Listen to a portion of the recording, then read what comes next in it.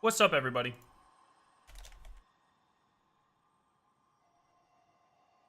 Caden, what's up? How you doing?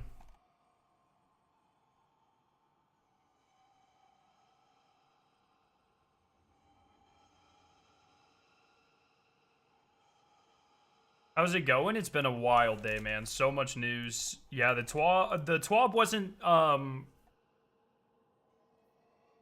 I wasn't really feeling like 90% of the things in the Twab. We'll break them down. There were a couple good things. Like, I like the previous season pass stuff. I think that's kind of cool. But, and I'm excited for the epic raid. I'm obviously not a huge fan of, like, how they're doing it. But, at least the contest mode. But the epic raid, I think there is some redeeming stuff there. Yo, Hector, what's up, Simon? Val Glizzy, Chica. These changes happening near Silksong and Borderlands 4 is rough, dude. On God. I am so curious about... Yo, Scyther, thank you so much for the 5 months. I'm so curious, like... So there's going to be a delay. I'm sure this Pete Parsons, Justin Truman thing's been in the works for a while, a few months at least, if not longer. But there's always a lag period. And so I actually haven't even read this article yet. I was driving on my way home when the news broke, and then I had to sit in like 20 minutes of traffic because there's a fucking wreck on the interstate that I drive on. Did Paul Tassi break it or did Bungie break it?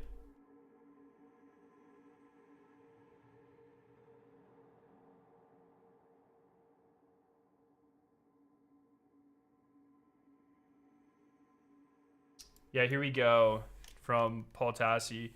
Pete Parsons will step down as head of Bungie next month and will be replaced by Justin Truman, currently being announced to Bungie. So Bungie employees didn't know. That makes sense, or else we would have known. Blake Battle is now the GM of Destiny. Who is Blake Battle? Do I know Blake Battle? That name doesn't sound familiar, but Blake does. But I don't know about Battle. Oh, I do know Blake Battle. Yeah. I know of Blake Battle.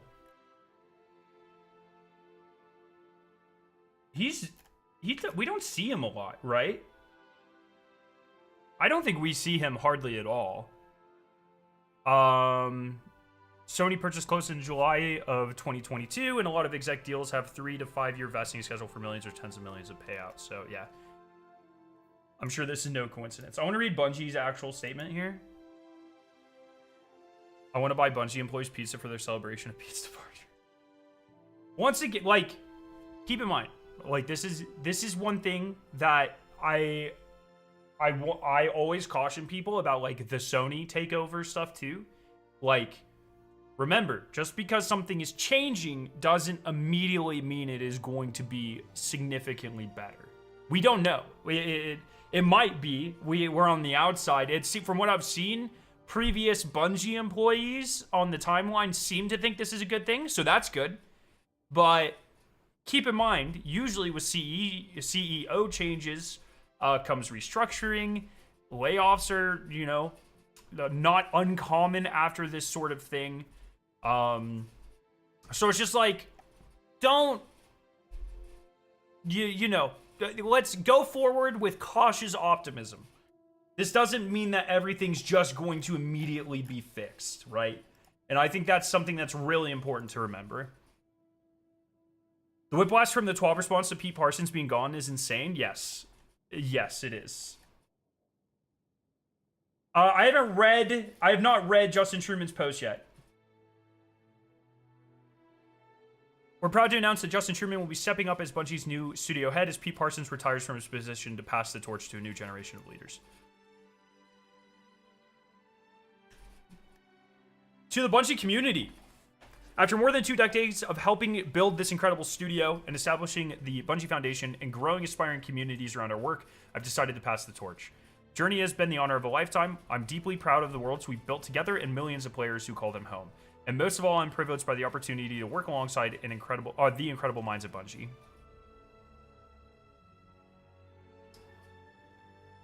It's still a corporation. I doubt Tyson. Why do people think Tyson is gone? No, I don't think Tyson is gone either. I don't know why people would want Tyson to be gone. I've never, like, every interaction I've had with Tyson, like, I really like his vision for the game.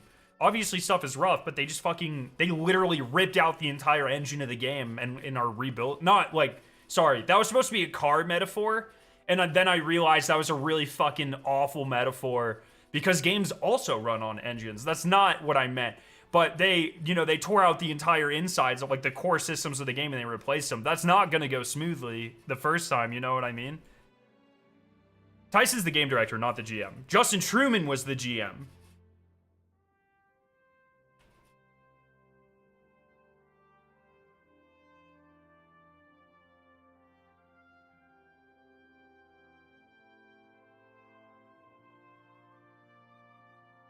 Twab so bad they had to balance it out with getting rid of me. Jesus Christ. The epic raid was just the community coping themselves into believing marketing talk. There was never any confirmation about getting new encounters. I still... Well, I don't count out new encounters. If there is... I have a very hard time believing they would bring up the potential of new encounters if they weren't incredibly confident that they could make new encounters in time. I think there is like a very, at least in my opinion, it's a very low chance we don't get at least one new encounter. If they were unsure at all, they wouldn't have brought it up. There's no reason for them to bring it up. They're just digging themselves a hole. What does the GM do? General question. I feel like I've never heard much about the role. So that the sort of like decisions about like how many expansions a year and the overall like where are we going? Those sorts of things.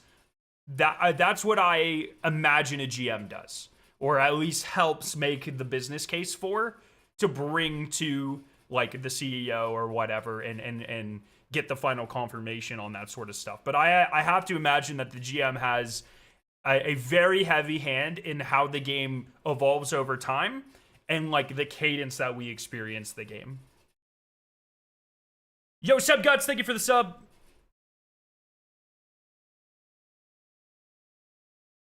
MP changing will leave nothing. Just look at what's that Dickinson, writer beyond the books of sorrow unveiling Savathun, a winner wrote about in his time there. That deserves more recognition. Is this on Twitter? Do you have a link to that?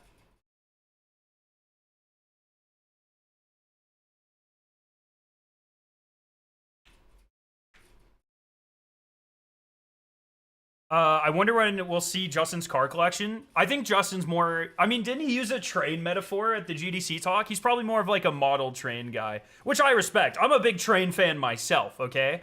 I'm more of like a high-speed rail than like a, you know, a 1900s, 1800s locomotive type of guy. Like, I'm like a...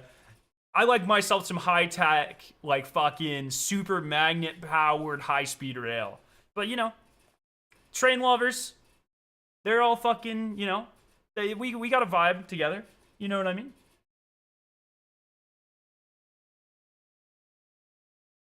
The new CEO is the over-delivery guy? Yeah, he is. I think the over-delivery thing, I've always been very open about this. I think it is one of those things that should not have ever been public, but it also kind of, like, it makes sense, but in a way where, like, it should have been worded very differently, and if there was even a chance that it was going to go public, it should have been like presented in an entirely different way. The mode that in which we heard about it and the way that it was phrased was probably the worst combination of ways to deliver the message that he was trying to get across, which was, you know, speaking to other game developers, there is a balance that you have to strike, because if you set expectations too high, the only option is to work your employees to death to try to meet that and exceed it every time. So the core message that he was trying to communicate isn't like every business on fucking earth does that.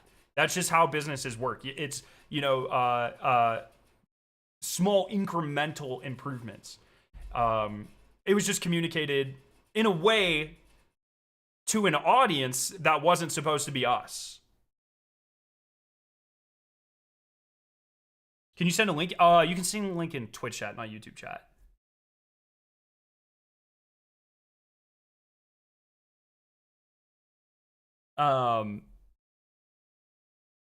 But yeah, it's just one of those things. Every business on fucking Earth does it. It sucks. It sucks. But also, the Destiny community, like, kind of constantly proves them right a little bit, to be honest. So it's one of those things where it's like, I think I said this before, like, I think Rights of the Nine is a perfect example. Like, in a vacuum, Rights of the Nine, pretty good event. You know, obviously tailored more towards, like, new players or like, more casual players. But even for like us, the weapons should have been better. They could have been better, but a set of weapons to farm, new experiences, new emblems, new title, like pretty good. But because all we can do, myself included, is compared to what we've gotten in the past, it is not as fun or engaging as Pantheon was. So that made us hate Rights of the Nine. But if they came out in the opposite order, it would have been fine. That is what over delivery is about. That his quote is about that.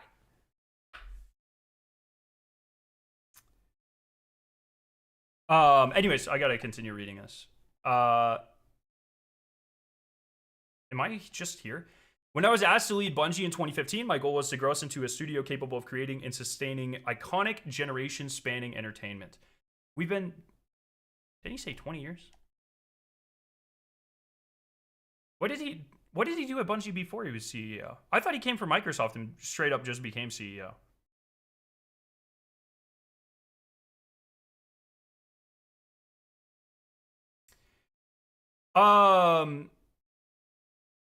We've been through so much together. We launched a bold new chapter for Destiny, built an enviable, independent live ops organization capable of creating and publishing its own games, and joined an incredible family at Sony Interactive Entertainment.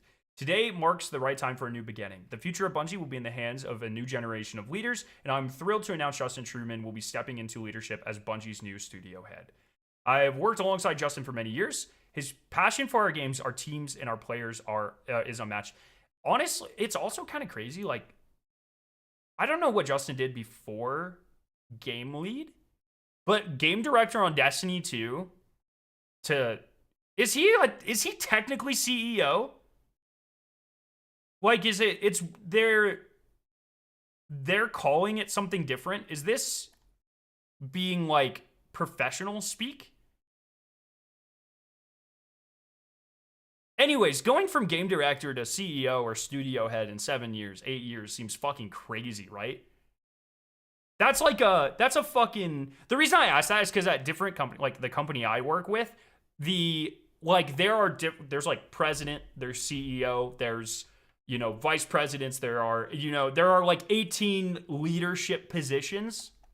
And it's obviously I don't work in game development though. So it's like this, I could very much see a world where like chief executive officer is a separate role than studio head. The only reason I ask.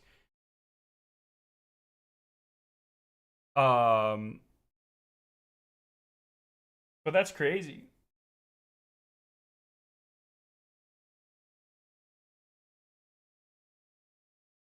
Anyways, that seems very fast. They must have had, that feels very like they were like, oh, we like this guy, and they kind of fast tracked him to it. That's what that feels like to me. But I don't know. I've never interacted with Justin Truman. I've talked to Pete like once or twice, but it was like more along the like it was the first time I went. So I've been to Bungie 3 times. I think I've seen him twice. I talked to him once, and it was like he sat down next to me at lunch. I was talking to all the creators about Marathon, and then he like leaned in and like started asking us how we liked it because it was the first time that we had played. And so he but I like, it was like a 5-minute conversation. It wasn't anything, I don't know. I've never met Justin Truman, I don't think. But like I said, all the ex Bungie employees that are being vocal on the timeline seem to really like Justin. So I don't know.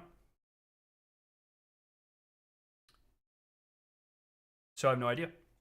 I've worked alongside Justin for many years. Oh, and it's worth noting that many of those same people have been very negative about Pete. So, but I don't know how much of that is like, how many like, have you guys ever talked to anyone who likes their CEO? I personally haven't. You know what I mean? So that's not like a defense of Pete. I'm just saying, like, I think you'd be pretty hard pressed to find someone who like likes any CEO, really. So I don't know like how much of that bias there is. Like in 3 years, are people going to be saying the same shit about Justin? Like, I don't know. I've worked alongside Justin for many years. His passion for our games, our team, and our players is unmatched as a leader in engineering, production, and design. Most recently, as the general manager for Destiny 2, and he was already in the C-suite. I didn't know that. And our chief development officer has been instrumental in bringing some of the most memorable moments in Bungie's history to life. He lives and breathes the studio, and I have full confidence that he is the right person to lead Bungie forward. Yeah, I was not aware that he was already part of the C-suite.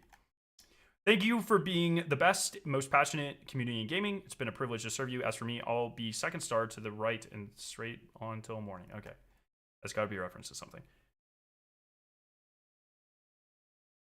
Pete isn't leaving. He's gone? No, he's leaving next month. That is incorrect, Deaths. I used to like my CEO, and then I was laid off. Oh, rest in peace. Well, hopefully you've recovered, my friend. But yeah, I feel like that's kind of... I feel like the bigger a company gets, the less popular their CEOs are too. As you talked about the over delivery thing, yeah, I'm tired of reading about Redditors talking about it. Me? I did mention it. I mentioned that it is a... I don't know, what's the best way to say this? Like, I don't want to be fucking crucified. It's not an incorrect take, but it was communicated in possibly the worst way possible. But that's also because it was presented to not us. Like, it was presented to a group of game developers. We were never supposed to hear it. So it was like a message that every company on fucking Earth follows that was communicated to other professionals in the field that we never should have heard and was not designed for us to hear. And because of that, it was worded and presented in the worst way possible. That's what I got. Yeah, it was just misinterpreted. But if I say it's misinterpreted, I'll literally like get fucking killed. So I don't know. Marvin, I think Pete was more money guy. Sadly, free market economics guys are actually really common among software dev leadership. I talk from experience. I really hope this leads to Joe Blackburn getting back into the building. I really think he was good for gamers. My understanding is Joe is constantly chasing like the next thing. Like, Joe seems like this, like Justin Truman, where he's just like fucking shooting up the ranks. So he's somewhere, I don't know if it's public where he is. Do we know? One second, let me check his Twitter account before I say anything.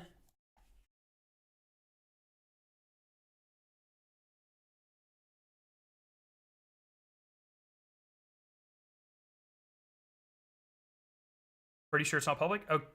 Okay. Anyways, he's working somewhere, and he will almost certainly be there for 2 or 3 years until he gets the next opportunity. And my understanding, he's a go-getter for sure. Joe Blackburn.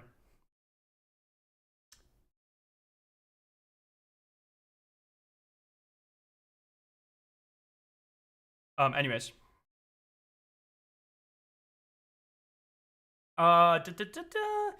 Message from Justin Truman. In the 15 years I've been a developer at Bungie, I've worn a lot of different hats. As an engineer, I wrote some code I'm really proud for our original weapons abilities and networking in Destiny 1. As a designer, I helped craft many of our Destiny 2 systems, including some of the endgame systems I got terribly wrong at Destiny 2 launch. This is a awesome thing for him to recognize. That's very good. As a producer, I helped our team build and roll out Destiny's first seasons. Oh my god. He produced Menagerie. More recently, I've helped with our overall talent strategy as Chief Development Officer and have been helping the Marathon team as we build our next world. Across all these different roles, Bungie's purpose has stayed clear. We create worlds that inspire friendship. When we're at our best, we create those worlds alongside you, our player community, and build something that matters. Something that's worth your time, your passion, your investment in us. Something I've learned, hopefully over-delivers. This fucking guy. See, that's good. I don't know, this is, often it feels like Bungie's like public relations or public communication or HR or whoever handles these things. Often it feels like they don't get it. This shows me they get it, okay? That's good, especially recently. I feel like so much of what comes out of Bungie recently is like, man, did no one look at this? Do they not understand what's happening? Marvin, thank you for the super chat. I don't know if I said that, by the way. Thank you so much. This is like someone in HR or public relations, PR or whatever was like, if we don't mention this, they will kill us. they will be so angry. This is good. This is good communication. And at least joking at it. You know what I mean? That's like, hey, yeah. That's good. Ash and Iron is 100% Cabal, considering our seasonal mod expiring after Ash and Iron is both Cabal Vex. Oh, that's interesting. I've also been part of these efforts at Bungie when we've maybe not been at our best, when we stumbled and realized through listening to the community that we have missed the mark.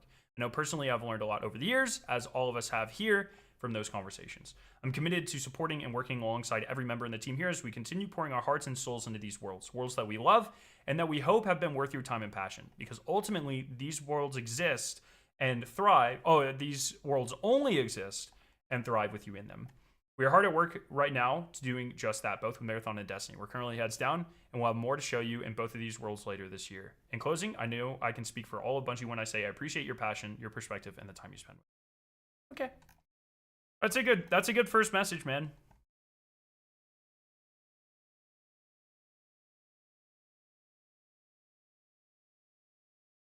I read it as he slipped in there. Maybe. I mean, this is still going to be vetted.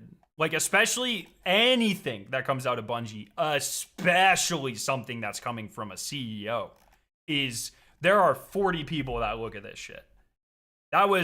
This was known. Whether it was his idea or whether this was PR's idea, whatever, this was known to be in here. I mean, it's italicized. This was not an accident or something that he snuck in. You know what I mean? This was vetted and approved.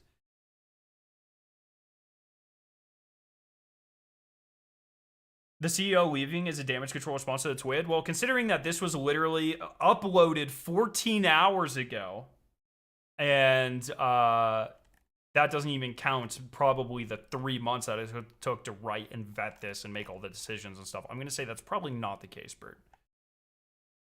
Oh, you're joking? Good. Okay.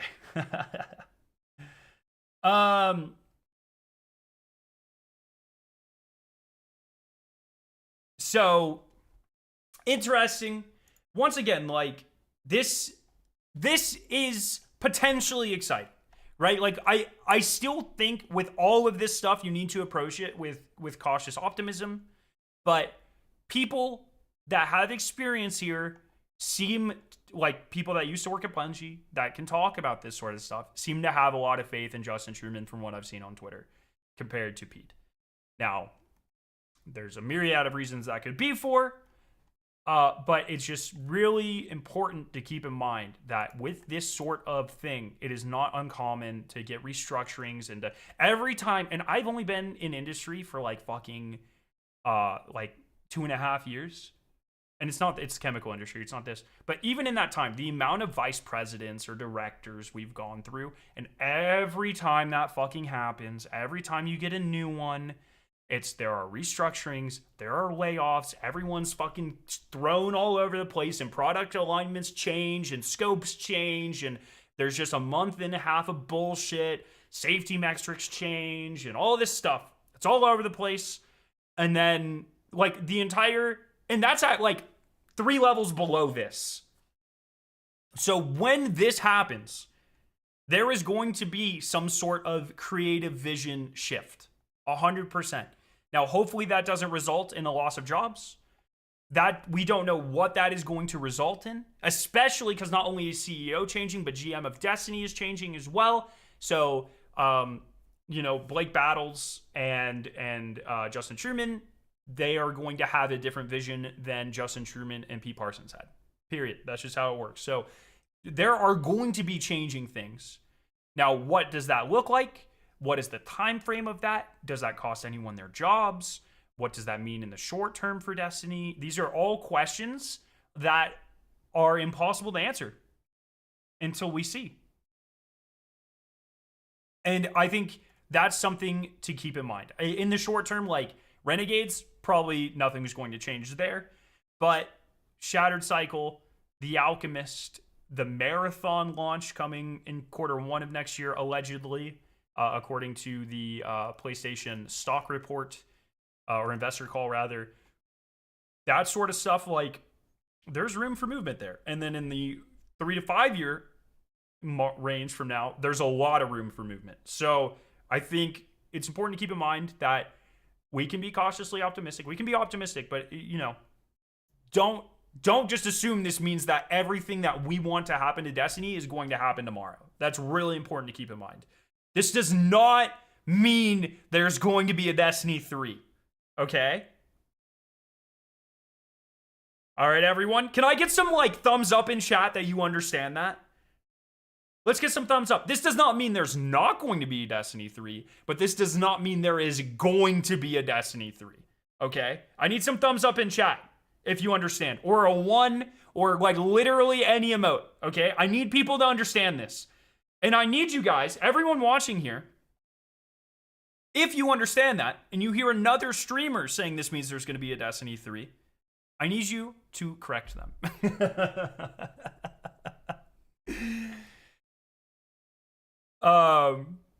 So no, Destiny 3 is not confirmed. But if there is going to be large changes in creative vision, it would probably happen around this. So who knows what's going to happen? We'll have to wait and see. Very interested. This is an interesting date to pick to announce this. So I think that's curious as well. Yeah, I think this is one of those things that we're just going to have to kind of wait and see what's going on. So, yeah. For sure. Scare, I hear people saying that the new CEO is going to make Destiny 3. Do you also believe this? Oh my god.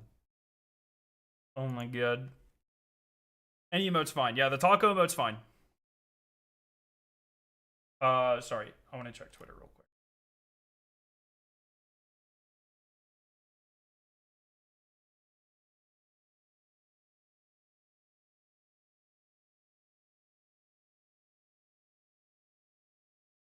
Sorry, we had a joke going that you guys will never know about the punchline.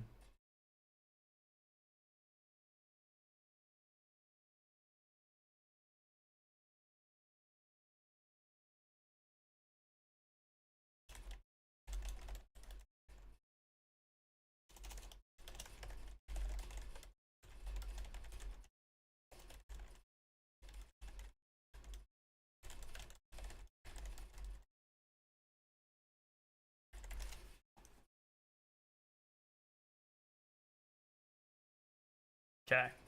Marvin, layoffs will happen considering there might be reintegration with Sony Studios. Also, what the hell is a dungeon layer? We're going to go over the Twab here in a second. With the whole reintegration with Sony Studios, I don't like talking on things I know nothing about, so we're going to wait for that to see if that happens. So I don't know. The Milo joke, yes. There's a Milo joke here. You guys will never know about this. But I'll tease it because it's so fucking funny. But you guys won't even have any context. This is underneath the announcement.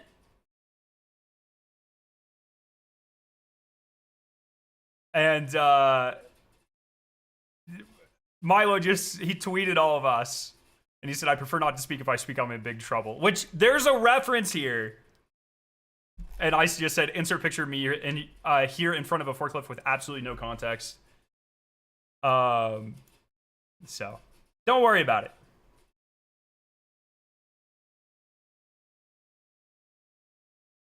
How did Pete get into Bungie in the first place? I think he worked in Microsoft.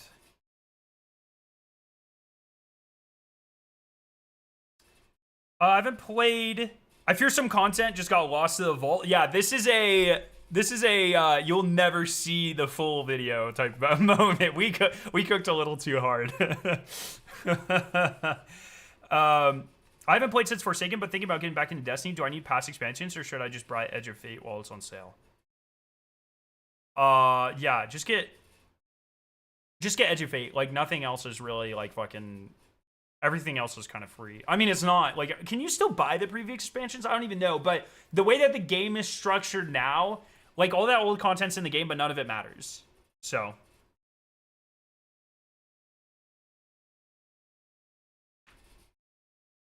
The secret sauce to enjoying Destiny as a game, says Vinos, or Venosa.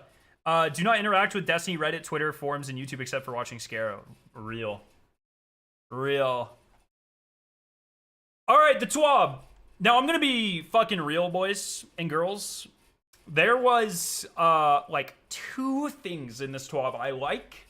And that really sucks because I was really looking forward to a good Twab.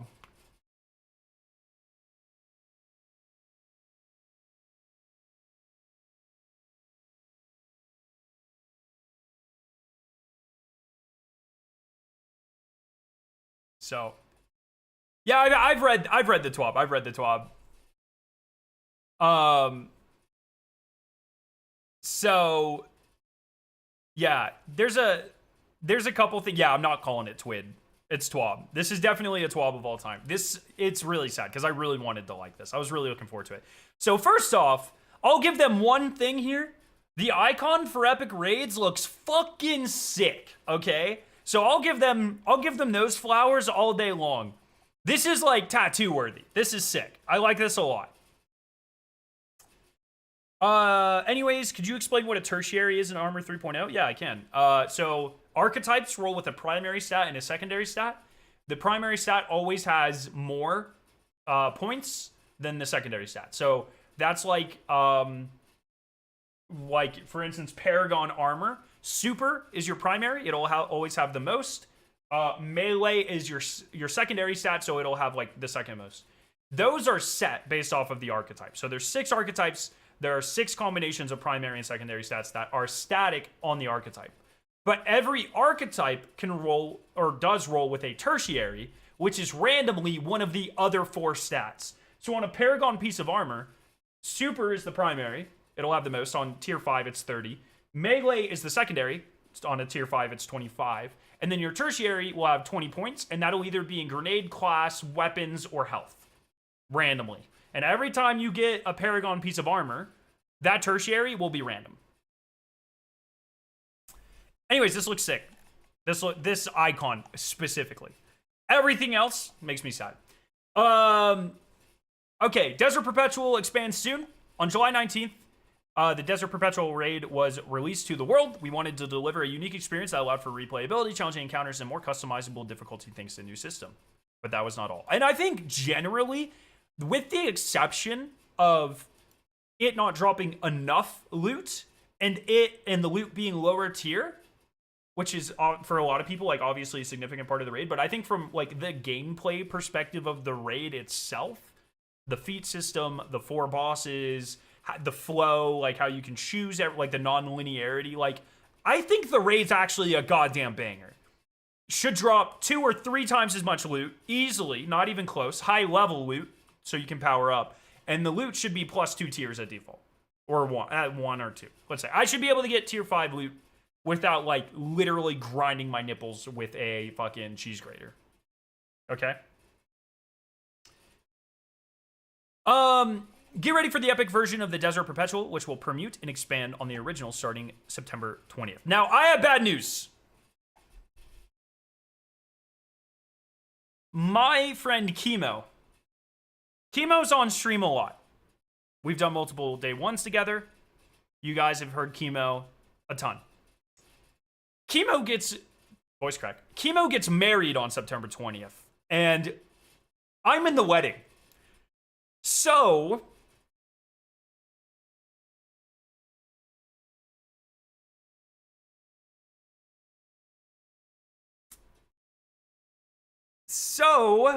not doing the launch. However, we are making plans currently to work it out where I can take a short drive to a friend's house nearby and play the contest mode of Desert Perpetual Epic Raid either that night or the following day. So I'm working on it. I'm working on it. Now, I have not told the wife this yet, and Victoria will be there with me. She's gonna fucking kill me. Okay? So, when she gets home from the gym here in a little bit, maybe I'll tell her on stream, so she's less likely to kill me. How do we feel about that? How do we feel about that? Okay, we're gonna do that. So I've started assembling a group of gamers. We'll see who ell's available. I'm waiting on a couple replies.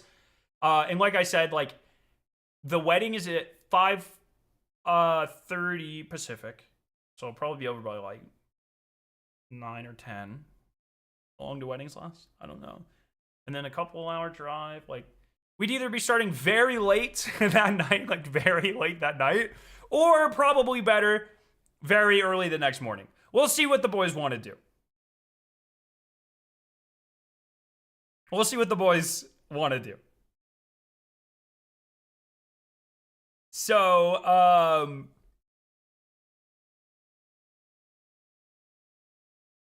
yeah. Yeah. That's what we're doing. Stream finds out before the wife? No way, man. Well, I wanted to tell her in person, but when I got home, A, I was in a hurry to stream, and B, she had already left. So I'm fucked. But we'll be okay. We'll be fine. And it should be short, right? Like, no way it's gonna be a fucking 2-day thing again. It'll be like a 3 or 4 hour thing. It'll be fine. It'll be fine. Anyways, building on the original experience, the Epic version introduces new challenges, rewards, and pursuits. Changes to the mechanics of each encounter will test the coordination of your team. Unlock them to earn new legendary weapons and new set bonuses on armor drops. A new quest further unravels the mysteries of space and time, unlocks an attunement system for the raid vendor, huge W, and rewards a catalyst for the raid's exotic weapon, Whirling Ovation. All this and more, but we aren't going to spoil it all here. You'll have to dive in for yourself on September 20th. That, to me, in combination with them teasing the potential for a new encounter. Shadow, what are you meowing at? Anyways, this to me says that there's going to be a new encounter.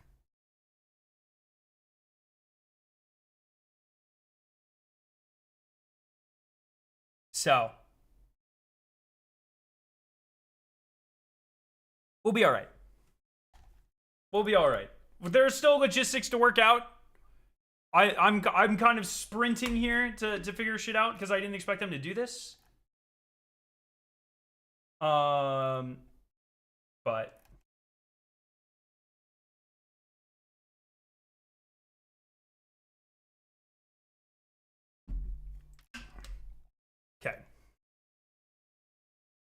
okay.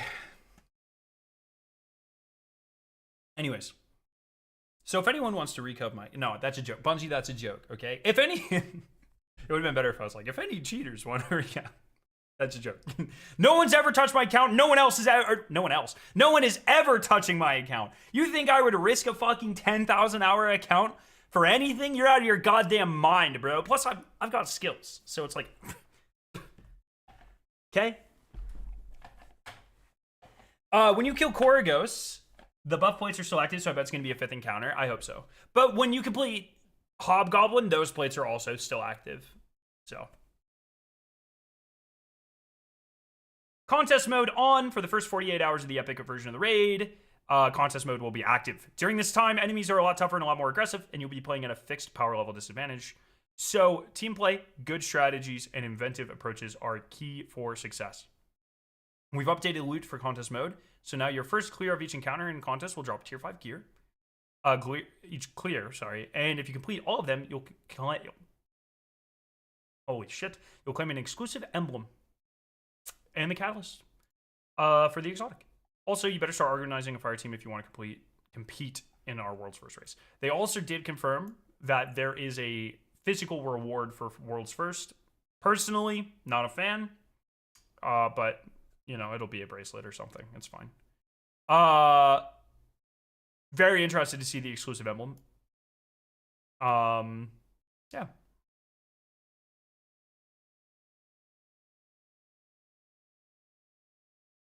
So we'll see. And we do know that there's going to be... Didn't they say?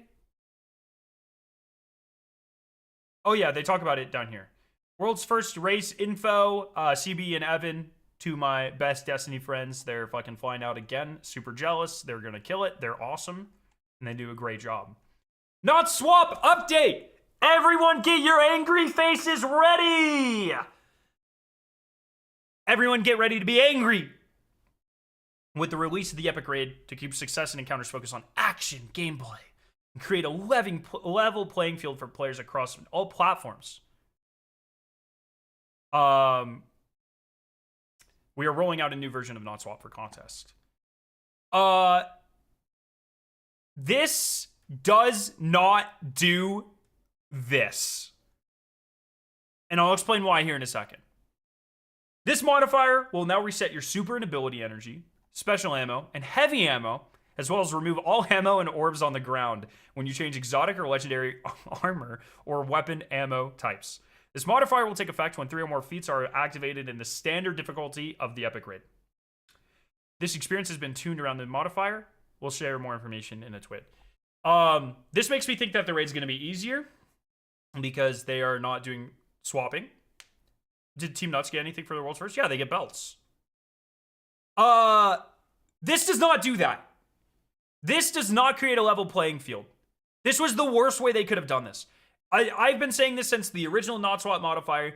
If they want to do this, have it so after you rally and you start the encounter, you have temporary locked loadouts. We know they can do things similar to this because, for instance, in Prison of Elders, Challenge of Elders, they were implementing modifiers based off of the encounter you were in constantly. So maybe that specific tech doesn't exist, but something similar does exist. We know that for sure. All this does is create a wider knowledge disparity in the game. Because right now, anyone can swap anything and you know it'll work. This doesn't stop you from swapping certain things. For instance, in Not Swap, in Rights of the Nine, if I have 2 exotic pieces that are the exact same piece. So let's say I'm on Prismatic Warlock and I swap from a Hoyle Synthos exotic class item to something with Star Eater on it. That doesn't activate Not Swap. That still is fine. You get to keep your ammo, you get to keep your super, you get to keep your abilities. You're still swapping a piece of armor, but because you're swapping to the same thing, it's fine. Normies don't fucking know that. Normies do not know that. Most of you people did not know that. You can still swap mods. As long as you're not swapping armor, you can swap mods. And this is fine. Most people are going to assume that's not okay.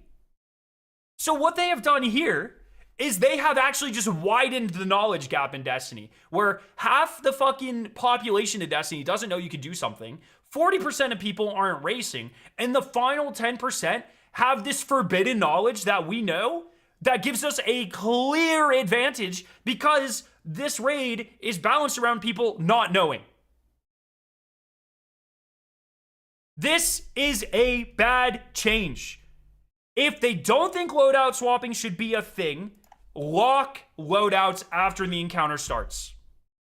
Doing this mumbo jumbo, jumping through hoops, despawning everything, this only benefits people who know.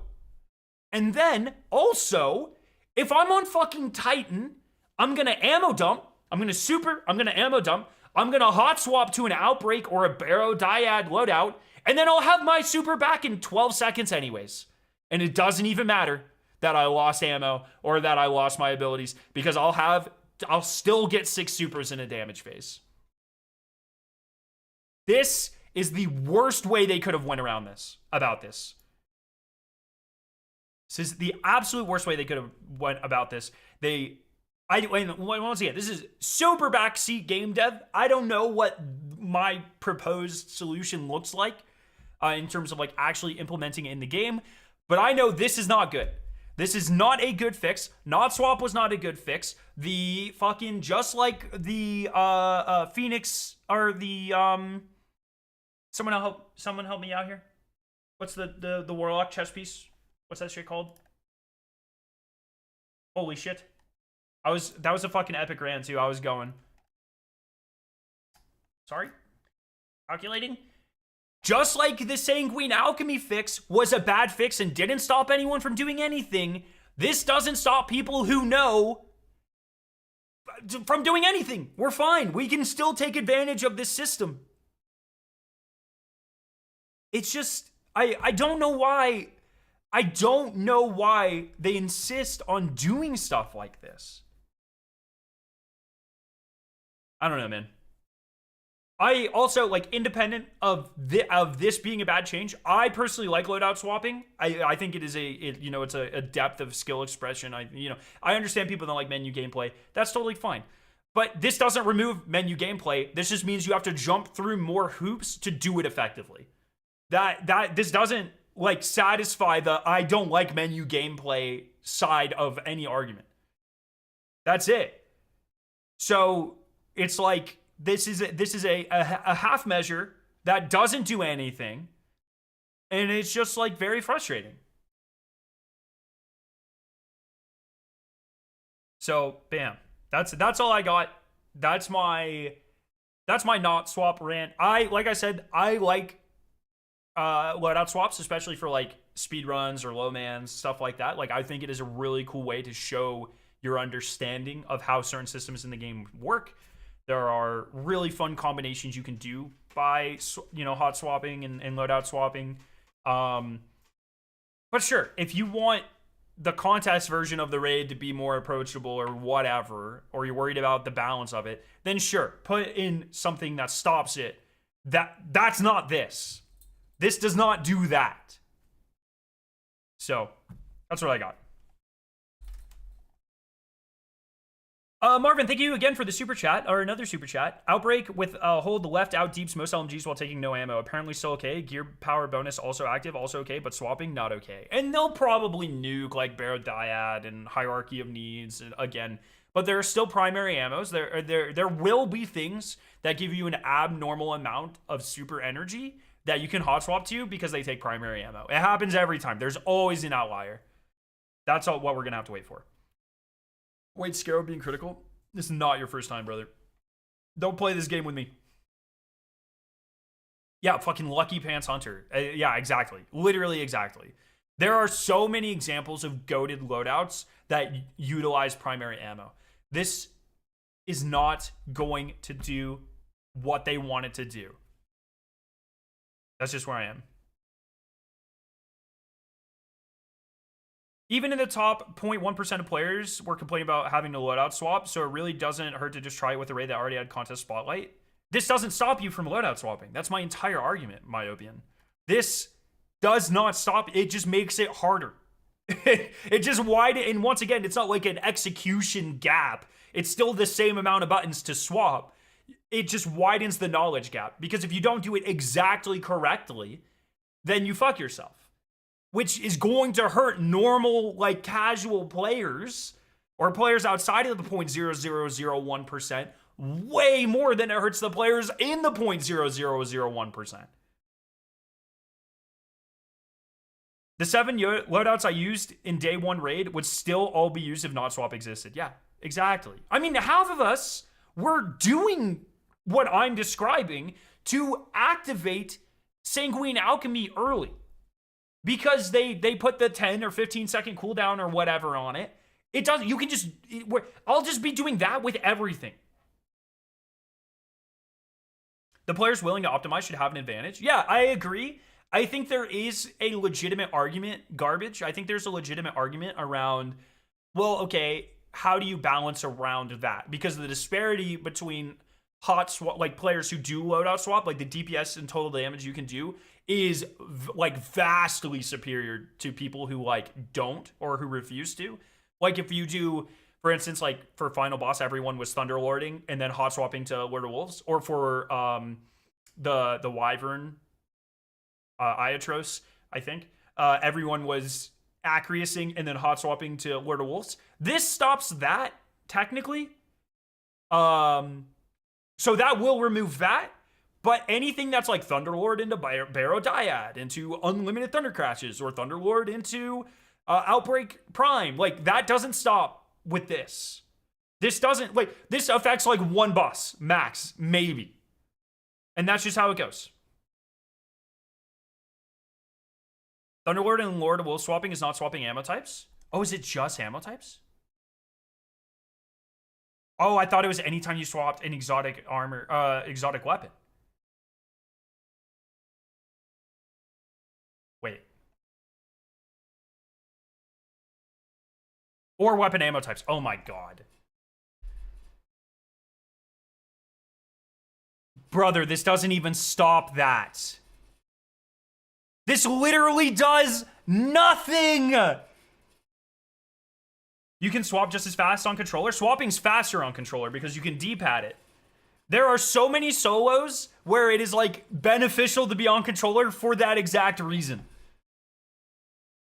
You have to like put them in the correct, like I think it defaults to a correct loadout spot, but on controller you can loadout swap just fine. It's so fast.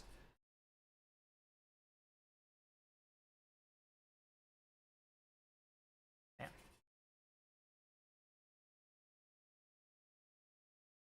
That's crazy. This doesn't stop anything. Once again, this just hurts people who don't know. This hurts people who aren't subscribed to Scare Online, so make sure you do that. And it's just like, I just don't know, man. Should they just lock loadouts on encounter start? Yes, that's what I just spent like 10 minutes ranting about that. Yes, they absolutely should. If they want to balance around no loadout swapping, then stop us from swapping loadouts. You know what I mean? This is not stopping us from doing anything. I just don't get it. I just don't get it, man. I just don't get it. This is literally mostly going to hurt players who just don't know what's going on.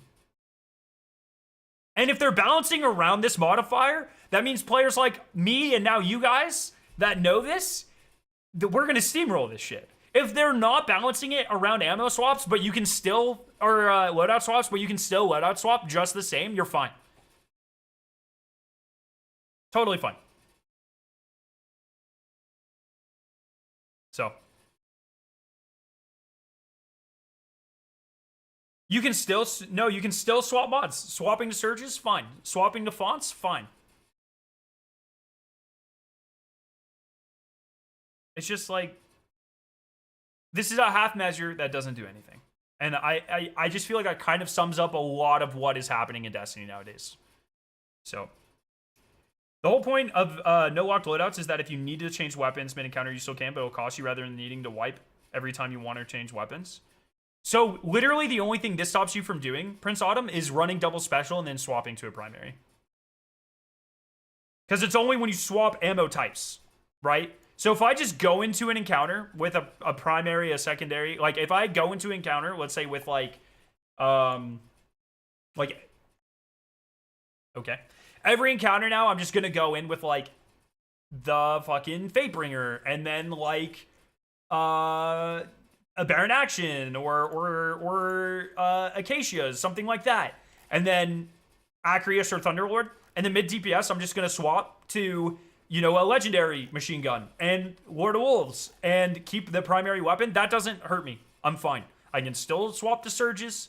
I can still swap from lightning surges to solar surges. I can still swap even if I run out of that. Then I can just do heavy and then keep it a special and then swap to outbreak. Still fine. Swap to kinetic surges. This doesn't stop you. This doesn't stop you from doing anything.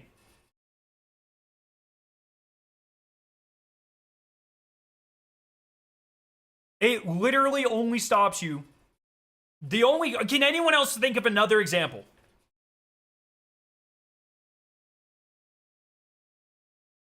Can anyone else give me an example of In the somewhere else, this would hurt you. It would hurt you if you swapped from a balanced build to a spiky build as well. So if I'm running like like my here, we're gonna open up Destiny for this one. And you can't swap exotics. Yeah, Aeons and Xeno swapping. Kira swapping, that sort of thing. Yeah, you can't swap like Kyrus and Crest of Alpha Loopy anymore. That was something Datto was doing quite aggressively. That sort of thing.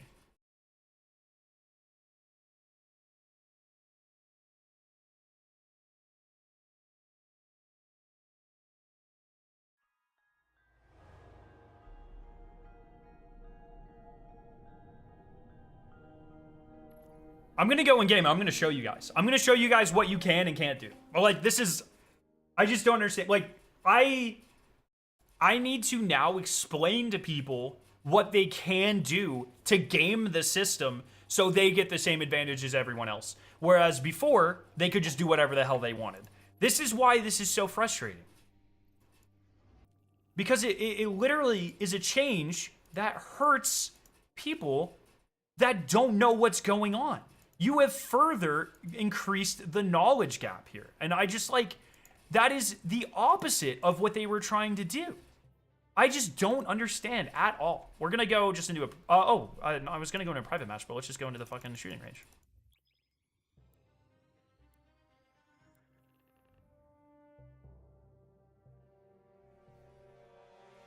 So I'm going to show you guys a couple versions of what you can and cannot do.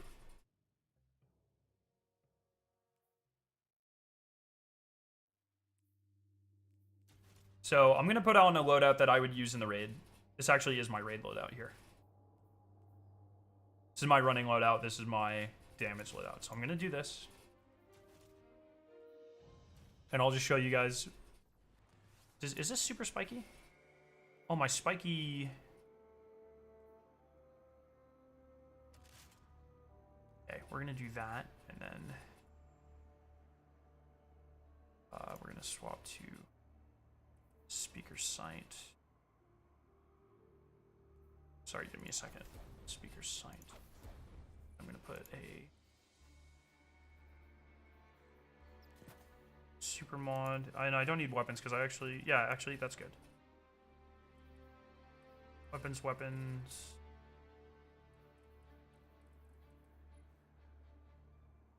This is like a generally good swap for this. And I want, okay, what's my secondary here? Acacias, and then I'm gonna do that. And it needs to be arc. This needs to be bam, and then I usually have a third swap where I can go bam, bam. Oh, and this then needs to be solar again. So I'm going to give you guys an example of how I would run a damage phase in a raid.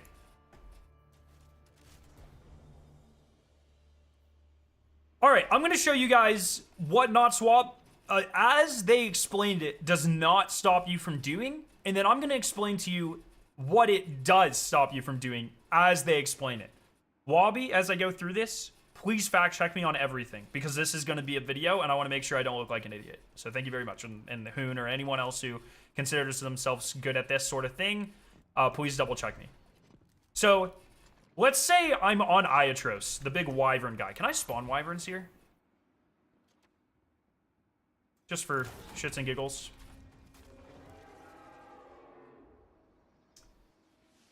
Can I spawn a wyvern? Yes.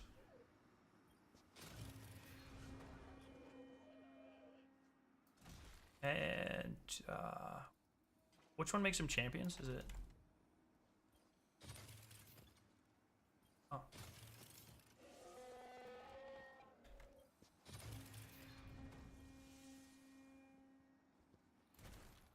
Is it this one? No, that just makes me them attack me, right? Isn't there a way to make like a big yellow guy? Or is it just that? Okay, anyways. So let's say, oh, you can't swap legendary armor. Yeah. That's a good point. That's a good point. So I'll show you guys. Yeah. All right. So I'm going to use this example to show you guys what you can do with the new not swap modifier in the epic raid and what you can't do. So this is what I did last contest mode. So what I did for Iatros, the big wyvern guy, I had a loadout that looked something like this. I was a cube popper, so I had Acacia's Dejection. I have this so I could just kill things, and the super regen was crazy. And you have an Acreus, because Acreus goes nuts. So we'd be running around, we do the mechanics, bam, it's damage time. And then, of course, we go, well, usually I'd pop Song of Flame, but, you know, this is an example. And I would shoot until I ran out of ammo. And when I ran out of ammo, what I would do... Oh, that's actually not true. That's not how I would run this. Fuck. Okay. Gotta go back. We gotta go back. Because I forgot.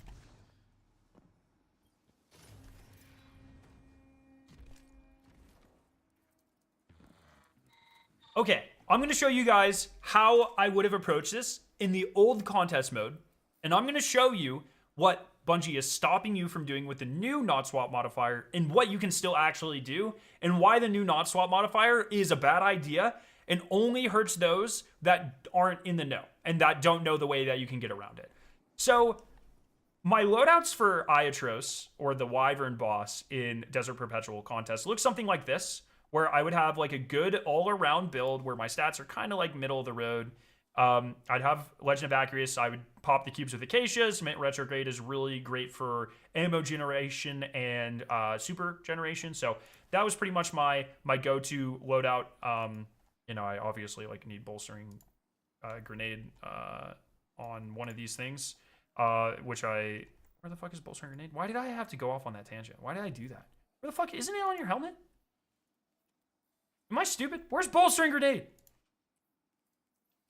Is it this one? Grenade kickstart. That's what I'm looking for. Yeah, that's what I'm looking for. Anyways, this is not a great build. I need to fix it. Anyways. So what we would do is we would do the general mechanics for the encounter. And then when it came time to do damage, we would switch off of our all like high tier armor with middle of the road stats. Obviously back then it was like tier 3 armor. We would swap to armor 3.0 that is way more spiky to give us a spike in armor and super. So that you cannot do anymore. You cannot swap legendary armor to legendary armor, else you will lose all of your ammo. Like pretty much what happened here. You'll lose all of your ammo. You'll lose all of your abilities. All of that sort of stuff. However, what you can do is just swap to the same set of armor. So I can still make a hot swap where instead of, I'm using the same armor and I just go bam, bam, bam. I have 3 surges on this instead, where I swap the bond now to what I would have on a normal bond. You know, I'd have an arc reloader on this, of course, that sort of thing. And so now I can swap between these classes and I'll be fine. I'll still have all my abilities. I'll still have all my ammo. That's totally fine because I'm not swapping ammo types and I'm keeping the same armor. But what is different is the mods. And now I'm doing significantly more damage because I have surge mods. That's something that the average player might not think of. Another thing that we did in the day 1 was we had a backup swap to Lord of Wolves. You can still do that because Lord of Wolves is not swapping ammo types. So as long as I still have a special in my kinetic spot and a special in my secondary slot, and then a heavy weapon, which is of course a heavy weapon, as long as I switch like that, I can still swap to Lord of Wolves as they have written it in the Twab. And of course I would have, you know, solar, I'd have solar, etc. Those should actually be harmonics, but you know, for the purpose of this video, that's fine. So I can still run like this, and then I can swap to a surge loadout like this. And then when I'm out of ammo, swap again like this and still kill things with Lord of Wolves. Just like we did. The only difference is I can't swap to spikier armor, which means people are just going to run with spikier armor the entire time, more than likely. But this also means that the normal player isn't going to know you can do that because they're just going to assume you're going to lose everything. Now, another thing that you're able to do is further swap to like Outbreak. Now, the problem here is if I start with a special weapon in this kinetic slot or in the primary slot, if I go from Mint Retrograde to like a Fatebringer or an Outbreak Perfected, if I run out of ammo, that will nuke everything. So just for demonstration purposes, I swap to Fatebringer and I lose everything because I swapped ammo types.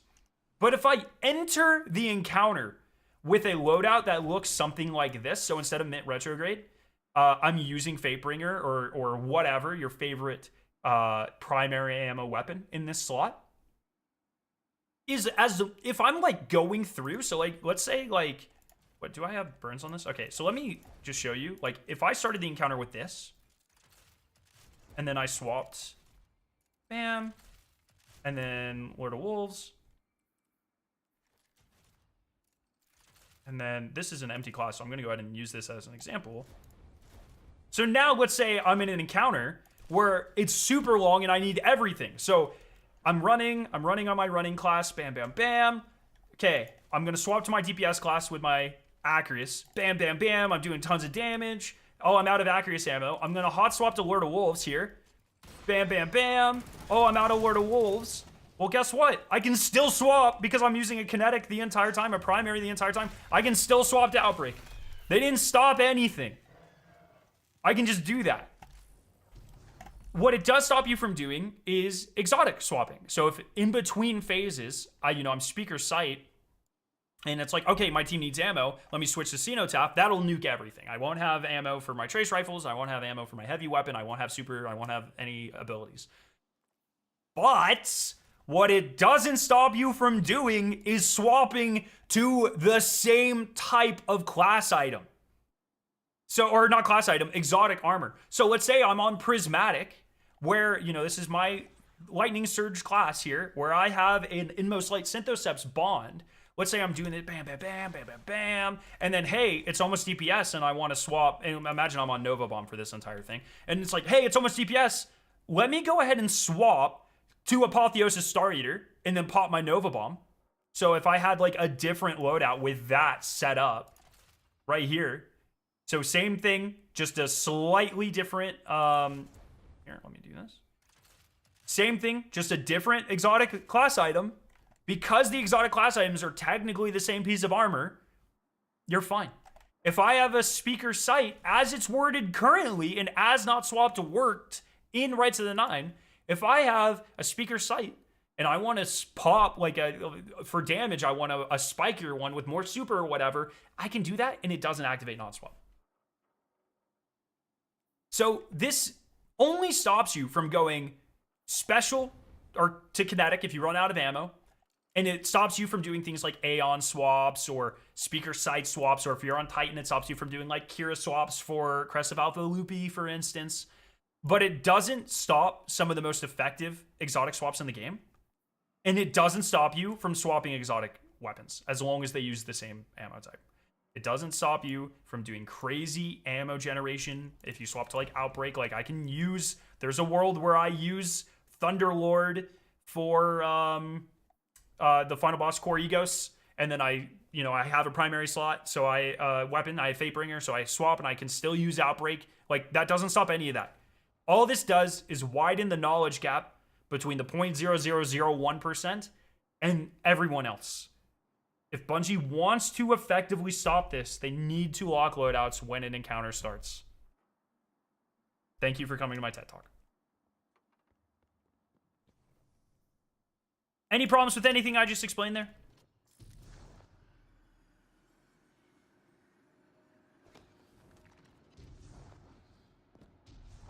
Genuine question.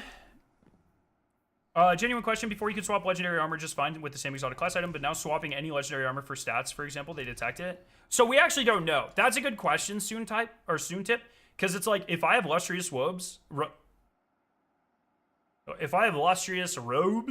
and I swap for more illustrious robes, does that act like the exotics did? Does that actually count as switching armor? We don't know. We don't know. Wabi, did you see anything wrong with that?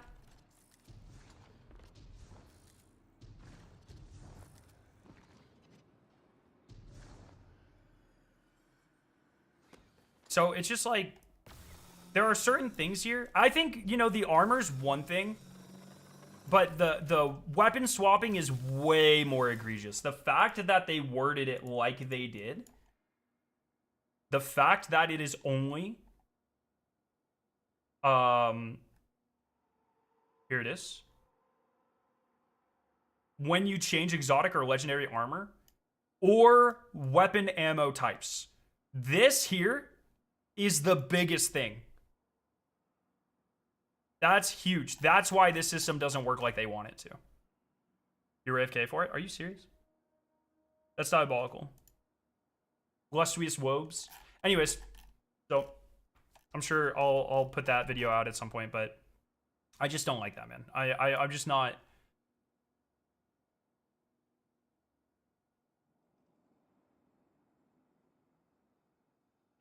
You didn't read the tweet? I literally, and I can't stress this enough. Or are you talking to someone else? Okay, I thought you were talking to me. But you've been in chat for a while, so I'm assuming you saw me read the tweet. My issue with not swap armor makes people who spent 300 hours in solo ops now just have objectively more damage because of the better armor. Sure, yeah, that's true.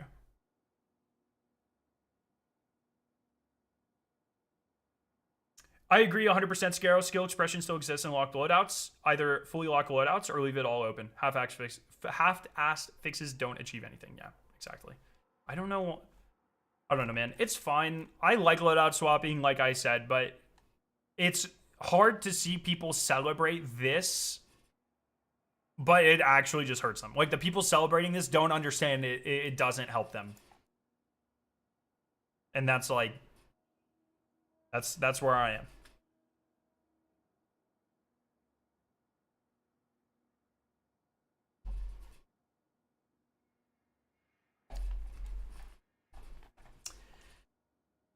Yeah.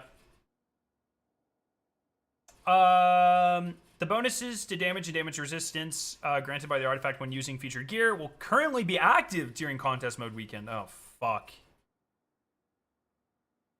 Okay. Similarly, seasonal mods that can be slotted into featured weapons will also be...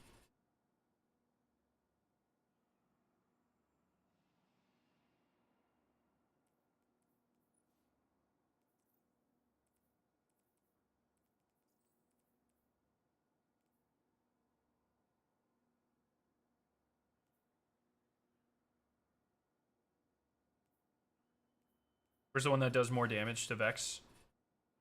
Bro. Like, you're looking at the new meta, boys. Are you serious? Oh, also, yeah, temporal blast with the crossbow. Man. Scarrow replied to your reply to Milo if you want to have a laugh. Oh, God.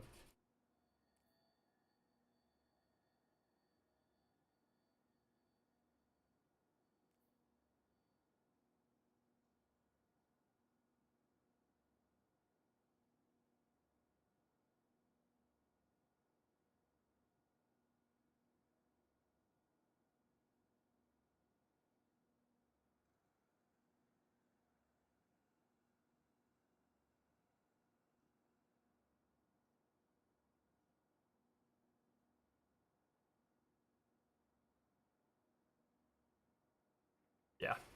All right. All right. Integrity of the challenge. The launch weekend of a raid is a unique moment for Destiny 2 players. Oh, they're just talking about cheating here. That's fine. Upcoming raid reward changes. You can earn extra rewards from clearing all encounters, defeating all 3 bosses before beating. This is...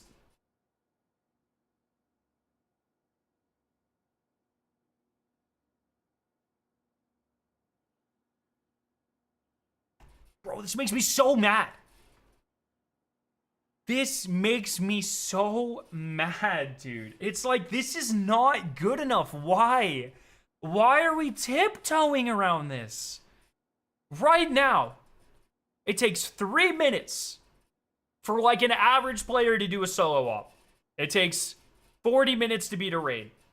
So that means in that time, you can get 13 drops from a solo op.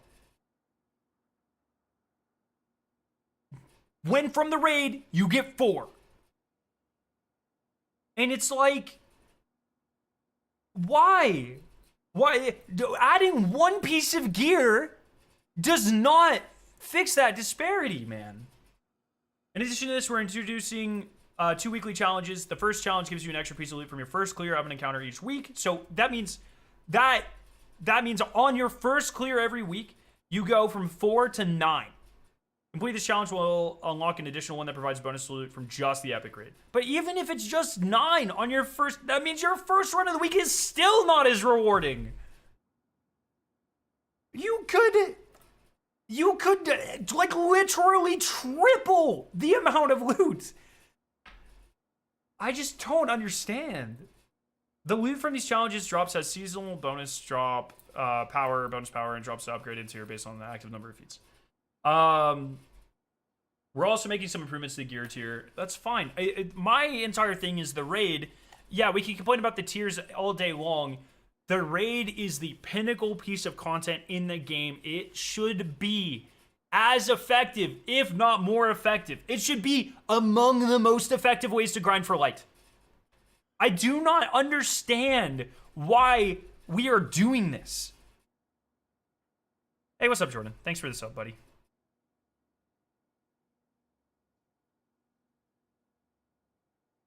A full raid is now 9 drops, 4 from bosses, 3 from chests, 1 from full clear bonus, 1 from spoils. The chests is not, as far as I'm aware, the stuff from chests is not bonus power. It's on light. I'm specifically talking about bonus power. Now, does this work? Do these drop pinnacle, though? Because if it is the loot from these challenges drops as bonus seasonal power, if that is effectively 4 more pinnacles a week, that's good. That's good. They do not say if this is pinnacle or not. So is this bonus power up to 400, or I guess 500? Or is this bonus power up to 550? That matters a lot. Chests aren't bonus power, but they're infinite and the symbols never change, so it's free loot every time. Yeah, but you're, once again, like I led into this discussion by saying I don't really care about the tier argument of raids. That's something that they're gonna fix. What is way more egregious, in my opinion, is the power gain disparity between raids and something like solo ops.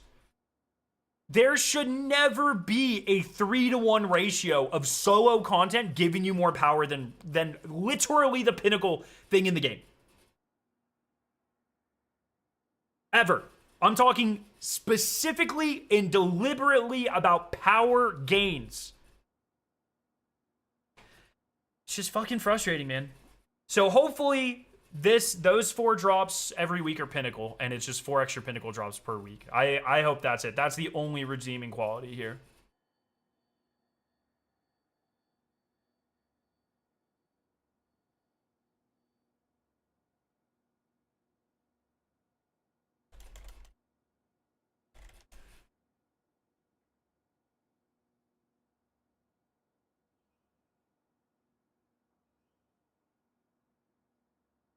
Oh man, it's just I don't know, man. No one's playing the raid because there's no reason to. Drops should provide huge level increases. Yeah, and it's maybe not even like, look, man, they can keep the drops the same, the +3 that everything else in the game does, but like every encounter could give you 3 drops, and you would still be lagging behind just grinding solo ops. That's crazy. That's insane. And like, we're gonna go over it. Their response to that is, "Oh, we're nerfing solo ops." It's like, man, I just don't get it. I just do not get it. We're removing the requirement to complete the Combined Mastery Triumph to increase your gear drop. That's fine. Now all Desert Perpetual gear will drop at Tier 2 in the standard version, Tier 3 in the Epic grade, no matter your current power level. So we'll get Tier 5. So that's totally fine. Like, 3 feet Epic grade is going to give you Tier 5s or whatever. So that's fine. That's cool. And last and often requested feature for raids is arriving at Ash and Iron. This is a huge W. Players who complete the map and compass quest, as well as the epic raid, can approach the simulant Ansible to receive a new quest. Completing this new quest will unlock the ability to attune any previously acquired gear from Desert Perpetual, improving its chances of dropping from any encounter. That is good. This is awesome. This is a good change. 1 out of 12, not bad. Okay, portal updates.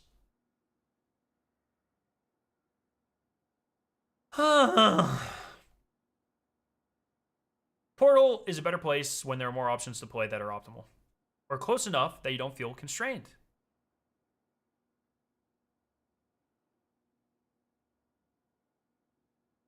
Okay. Onto a handful of missions to play. We need Fireteam Ops to be in a better place to play, either with your friends, with the new friends, via Fireteam Finder, through matchmaking, or even as a solo guardian wishing to solo a strike. So some ops categories are going to get increased rewards, and some ops categories are going to get slightly reduced rewards.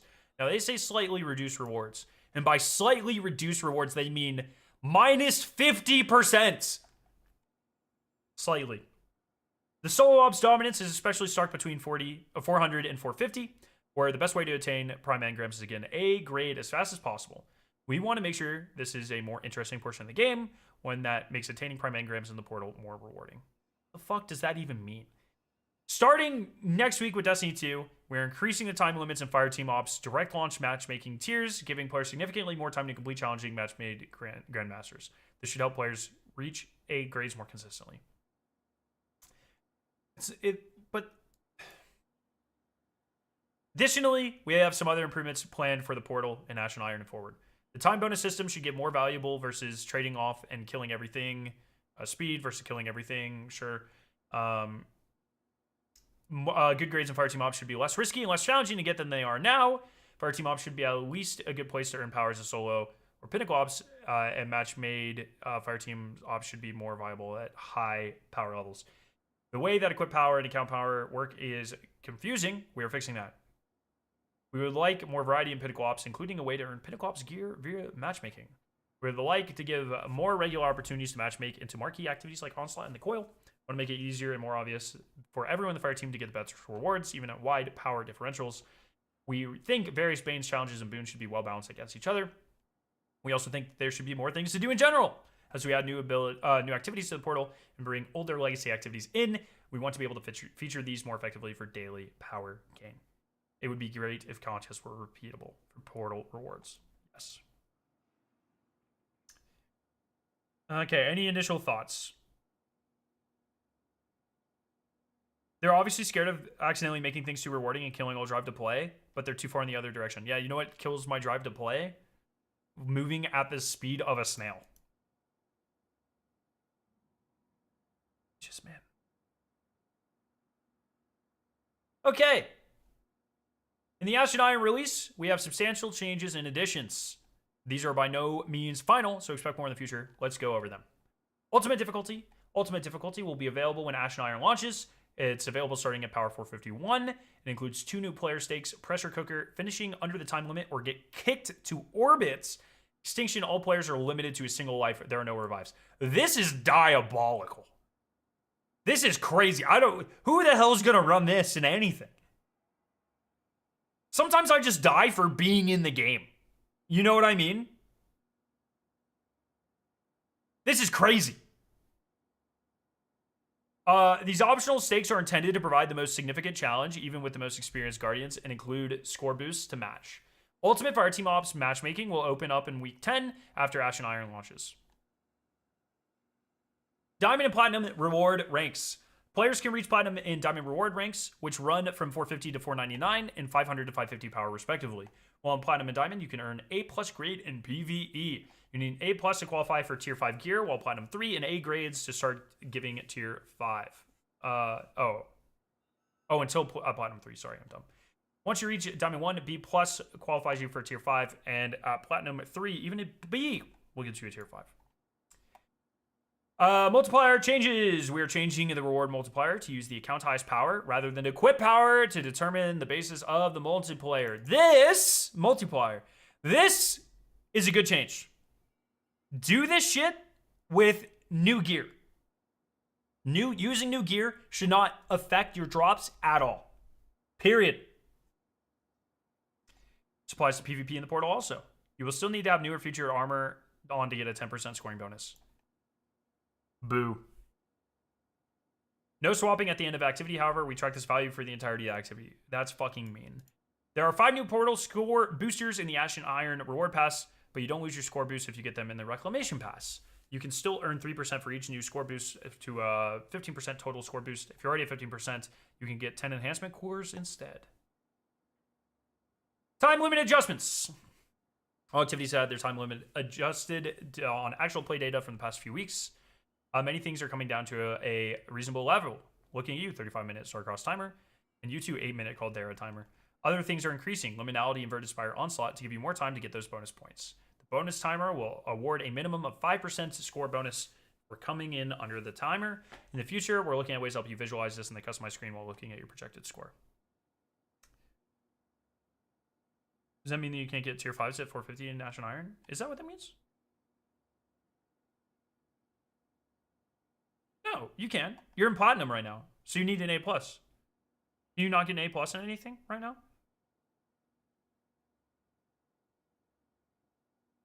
I think. I don't fucking know how this works. I don't know. Anyways, loadout restrictions. When we launched Edge of Fate, we were worried about the effects of loadout swapping in the portal with Armor 3.0, so we significantly increased the value for locking loadout, making it very advantageous to play with it.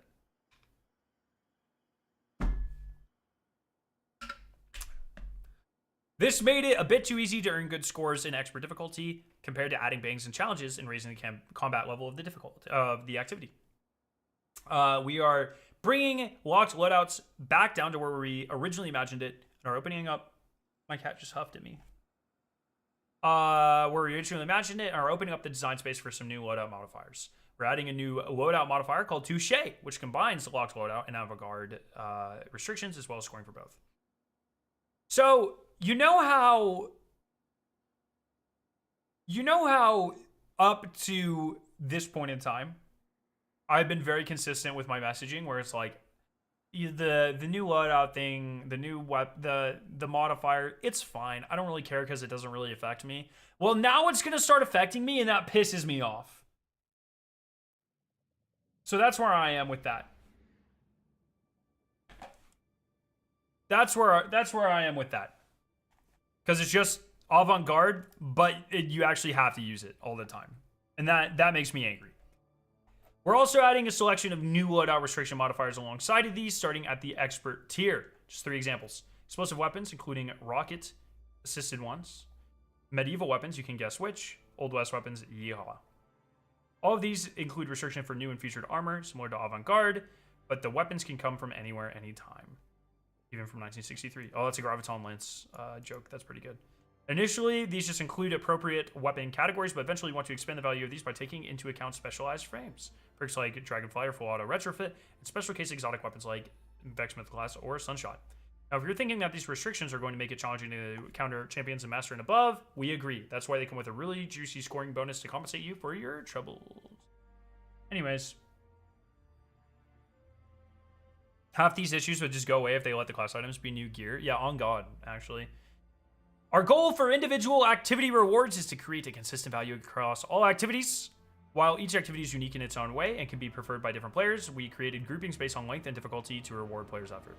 We've been analyzing activity data and seeing players become more familiar with the activities buffs and creating new strategies. It's clear that some activities are harder than what we expected, and others are easier. So they have everything. Pinnacle Ops last significantly longer on average than Fireteam Ops, Crucible, Solo Ops, which I find very interesting because I feel like most, and there's a lot of overlap here, but I feel like most Fireteam Ops are like, well, I don't like how they didn't, like, not having access values, that's cringe, but I feel like the Pinnacle Ops that people are farming are significantly shorter than like most Fireteam Ops. So I find this very surprising, especially when things like Coil and Onslaught are in Fireteam Ops. I find this very odd. we can see that some activities, Solo Ops Crucible, have a narrow distribution, and there's significantly less variation in duration. Activities with wider, longer shapes have significantly higher duration, variation duration, which usually means an activity is harder and separates players by skill more effectively. We already expected some of this to happen due to inclusion of longer activities like Onslaught and Coil. We want to make sure that activities are more challenging. What are people doing that is sometimes... Well, I guess... well, I don't know, man. What's in the fire team ops category?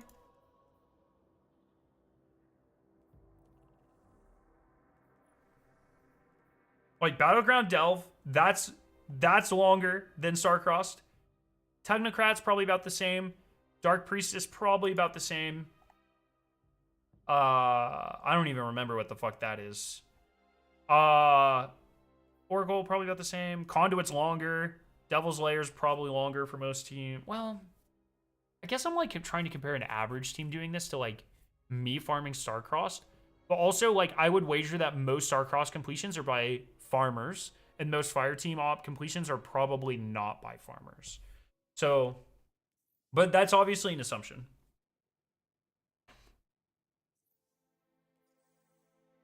So, I don't know. It just seems odd. I wouldn't expect such a large disparity because both Kel's Fall and Starcrossed and Encore are very short once you get in the swing of things.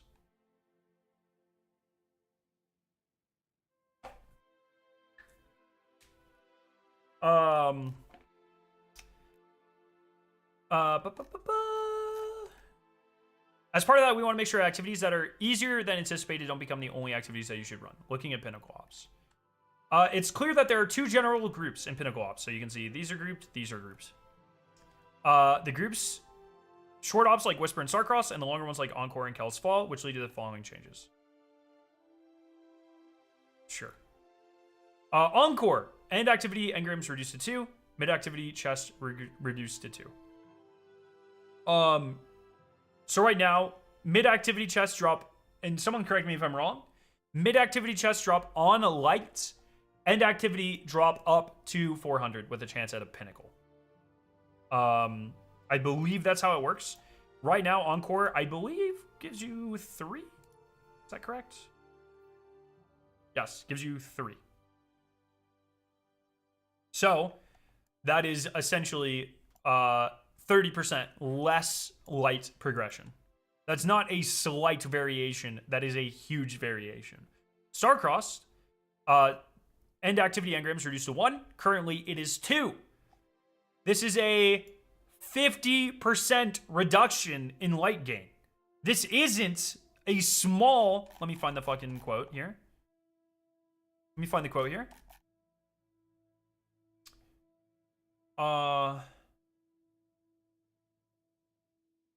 Where did they say it? Was it at the top?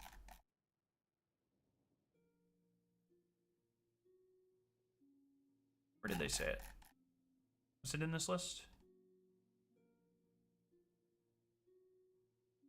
Slightly reduced rewards.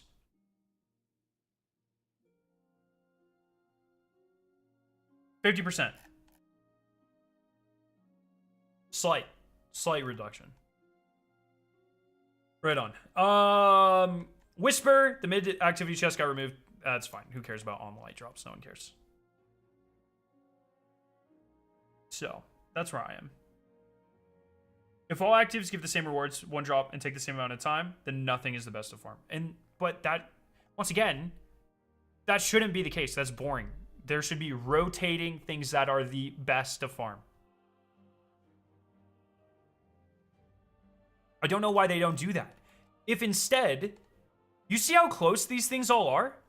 If instead, hey, by the way, Kel's Fall for today has 1 extra bonus drop. Everyone's going to be farming that shit. It doesn't even matter. Hey, today, Whisper has 1 extra bonus drop. Everyone's going to be farming that. Oh, hey, today, Fire Team Ops have 2 extra drops. Everyone's going to be farming that. What are we doing? I just don't understand. And maybe that's something they're going to do in combination with this. But nerfing the only thing worth farming doesn't make people want to farm other things. You need to pull people to other activities. You can't push them away from the ones that they are currently grinding. You need to coerce them with a carrot. You can't beat the fuck out of them with the stick. The bonus loot is not plus light, JJ.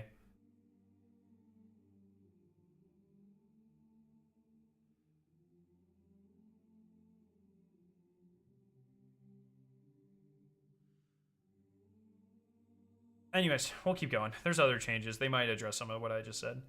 We could generally see 4 activity groups. This is for pinnacles, or fire teams, sorry.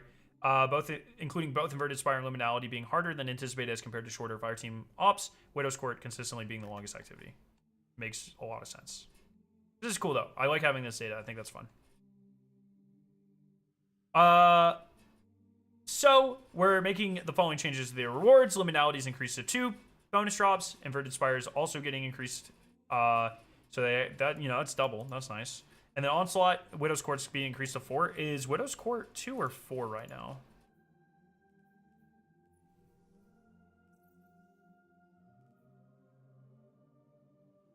Oh, it's 3. Oh, it's just being +1 as well. So, I don't know if that's enough, but we'll see.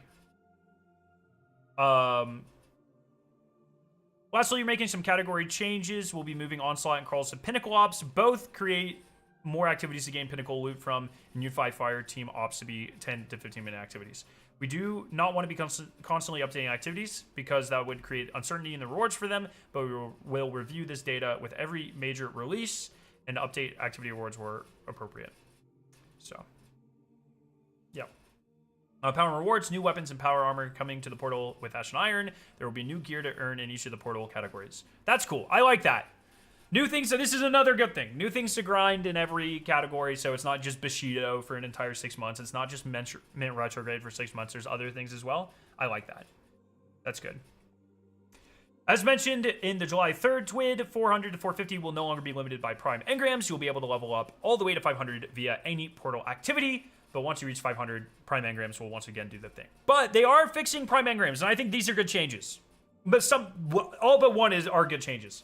Prime Engrams have 2 real functions right now. They're random, rare chance to get a gear tier boost over what you would normally get, and they're a primary way of earning power once you get to 500. However, because they slide into your loot stream without any fanfare, they can sometimes get lost. Starting in Ash Iron, these engrams will no longer automatically decrypt once they hit your inventory. Instead, you will need to take them as a rule. I dislike this change so much because it takes 1 billion hours to go to the tower. And they say just like Destiny 1, but really it's like the majority of Destiny 2. They literally just got rid of Prime Engrams like 3 months ago. So, I don't like this. If there was a Cryptarch at the farm or in the firing range or in the Caldera or whatever, I would be more okay with this change. I get what they're going for. But forcing people to fly to the tower, which is consistently the longest loading activity in the entire game, you are disrupting the playtime and you're going to make people hate it. This is a bad change because of that alone. Or add a Cryptarch to our ship in orbit. Additionally, rather than just giving you a single chance at a Prime Engram at the end of each portal activity, you will now get multiple chances based on the number of completion rewards from the activity. So I don't think this means middle chest can give you Prime. I saw some people saying the middle chest can drop Primes. I don't think that's true. I think what this means is Star-Crossed, instead of having 1 chance, will have, well, now 2 chances, but it would have 3 chances. Or Kelsfall will now have 2 chances. Encore is also getting reduced, will have 2 chances. So I think it's just your complete, it's the high power, like equivalent to the high power number of loot drops. I do not think the middle chest counts. But that means, yeah, Widow's Court will have 4 chances. That's a really good point. Widow's Court might be the best fucking farm in the game. That's actually a really, really good point. I'm curious. This is a hard comparison to make because they don't include the y-axis. Is this Widow's Court? Widow's Court here. Let's just say they're equivalent. Well, it is over double on average. Actually, I think it's still just going to be faster. Because if it's only twice as many drops, but it... Let's say we were farming tier 50s before. And what were they taking? Like 40 minutes, I think. Whereas Starcross takes 6. So, is Starcross 1 or is it 2? Oh, it's 1. Whereas Encore takes 8. I mean, you'll be able to get 6 upwards of 8 drops in the time that it takes you to get... Wait. Yeah, it'll take you... You'll be able to get 6-ish drops from Encore in the time where you could effectively farm out. Or, oh, it's only 30 waves? Oh. And it used to be 50. That does change things. That changes things significantly.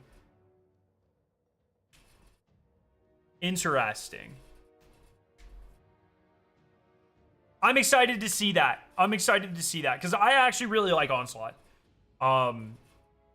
Especially, it's like not a bad farm. And so if it's worth it, I'm excited for that. We'll see. 30 minutes for 4 chances. I mean, still, Encore is much faster than that. With travel time, you're getting 4 in 20 minutes. Max, with a good team, right? So, Encore might still be the best.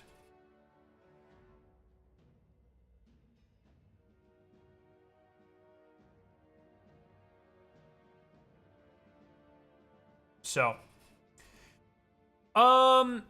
this is, I think overall, I like this change. The Prime Engram farm is like easily the worst part of the portal right now. So this is cool. This is a good change.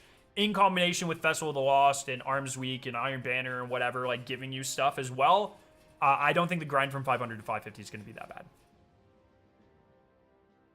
So, cool. New activities and bonuses. Now let's focus on the activities coming to the portal with Ash and Iron. A brand new activity type called the Redacted. This is almost assuredly what the return of the Plague Lands is. 2 more Battlegrounds. Behemoth, that's a fine one. Echo Core is a hard one. 3 strikes, Hypernet Current, Inside Terminus, Fallen Saber. Inside Terminus is goated. They really did just be forgetting about Darkblade, though.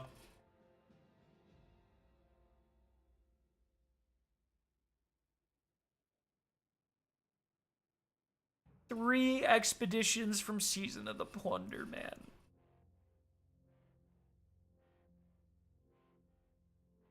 Nessus, Cosmodrome, Europa. These things could drop 5 pinnacles. I ain't fucking doing them. They're bad. Tomb of Elders. Cool. Tomb of Elders didn't get the love it deserved. I think it could have been better, but it's still a pretty solid activity. Daily bonus focus mission will be more predictable. Random choice of redacted missions. Random choice of newly converted battleground striking. Wait, what the fuck?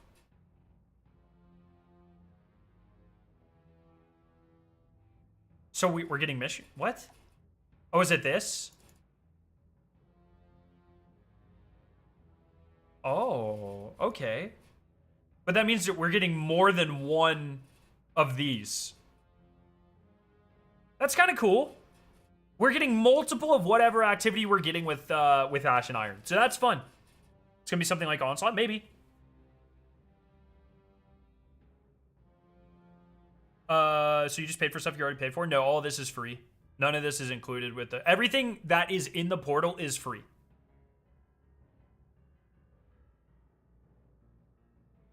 You can start a new account and play all of this tomorrow.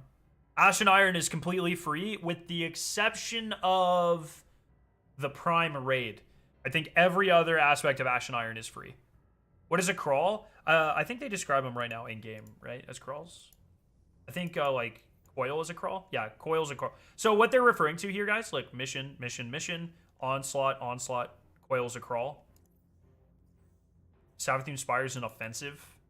I don't know why it's not just a mission. Savathûn Spire should just be a mission, personally. But, yeah. We're increasing a score multiplier for all kill scored activities by 5% to give players some breathing room. Pinnacle Ops activities. 3 dungeon layers. This.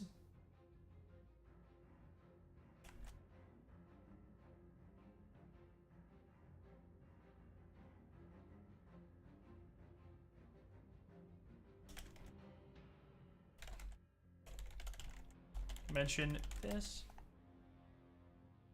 I haven't seen anyone mention this, but the term dungeon layers scares the shit out of me. I'm already bracing myself.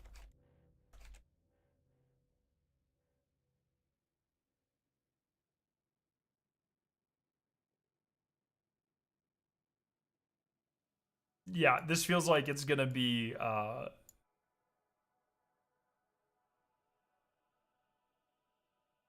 what this means, if it's going in Pinnacle Ops, and they're likely not full dungeons, what that means is dungeon loot will likely not be coming back. Right? If dungeon loot was coming back or being updated, surely they would have put it in its own activity slot. Right? But the fact that they're putting it into something that already has its own drops, Mint Retrograde, other things, I forget the other drops. The Hockey GL. That scares me. So this tells me we're probably going to get single, like, individual raid encounters. They're in Pinnacle Ops. So probably single encounters would probably, that's too short. It's not going to be full dungeons, or else they would have just called it dungeons. Something that takes you 10 minutes to complete and gives you Pinnacle Ops loot and not dungeon loot. Traversal plus encounter. Yeah, maybe that. And I'm terrified.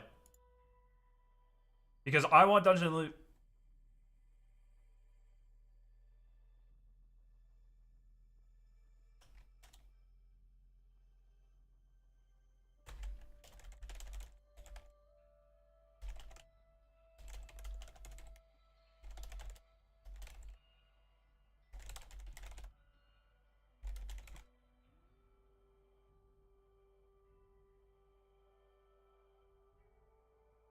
Another follow-up tweet. They're going to give these the Pinnacle Ops loot pool and not refresh the dungeon loot, aren't they?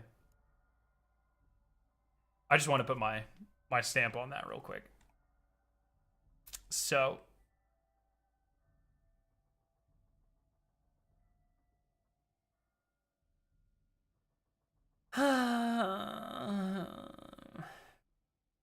Anyways. Prestige and Avalon are coming back. Good.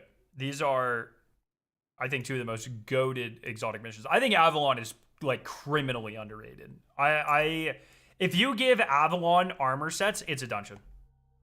Period. Maybe a couple weapons. But Avalon is awesome. I never thought it got its flowers. I think it looks great. I like the mechanics. I'm excited to farm it. I hope it's worth it. But also, they should just make it a dungeon. Pinnacle Ops will also have 2 daily bonus focus activities. Random choice between dungeon layers, alternating between Prestige and Avalon. Oh, okay. So it looks like Encore. Does this read like Encore, Callous Fall, them? They're going away? If they can't be the focus? That kind of reads like they're going away. Right? The Vexnet Send Everest could easily be the Avalon armor. It could. That's a good point. I mean, it was way after, obviously. But yeah.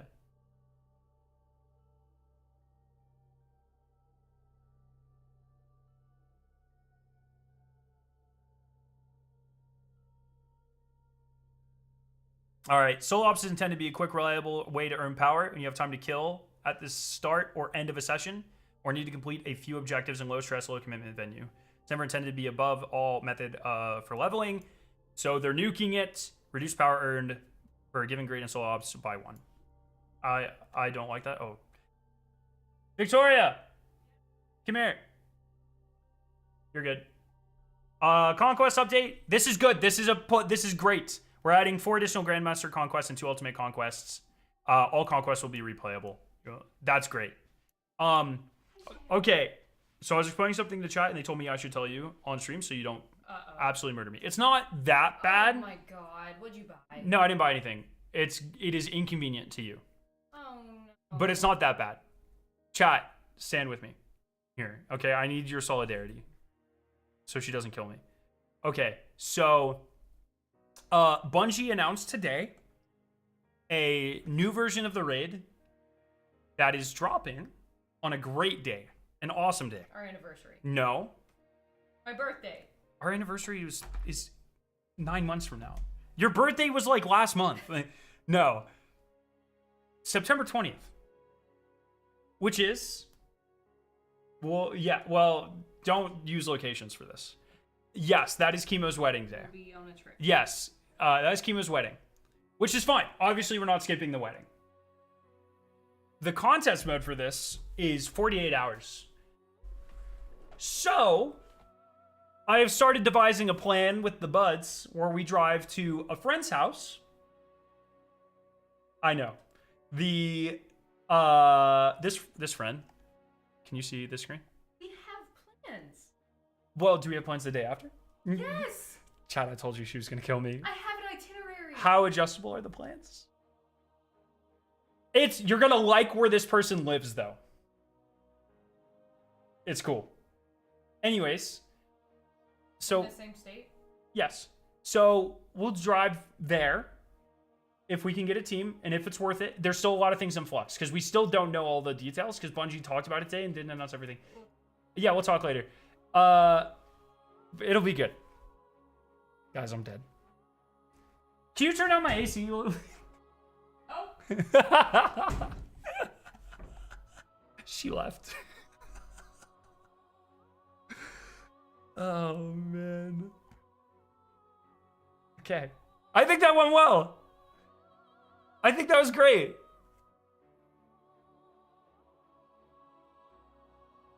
I think that went really well.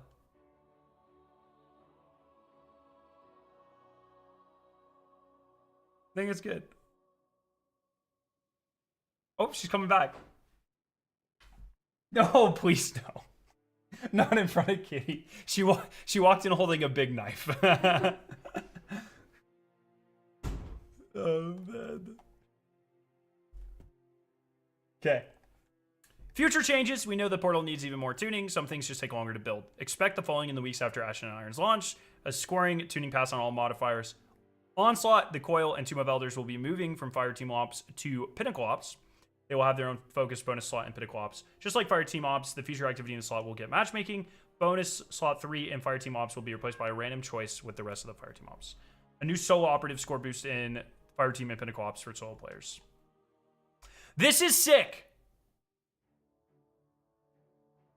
This is sick. With the Ash and Iron major update, we're introducing a new way to acquire cosmetics from expired season and reward passes. Located in the tower, next to the Monument of Lost Lights, you'll be able to visit the Monument of Seasons Past, aka the Seasonal Archive, home of archive passes. These archive passes give you access to armor, ornaments, accessories, and much more from the respective season. If you own a pass when it's first available, you'll have instant access to its archive pass when it becomes available. At launch, all season passes released up to and including season 26 will be available. Going forward, new archive passes will be added to the seasonal archive one pass period after its end.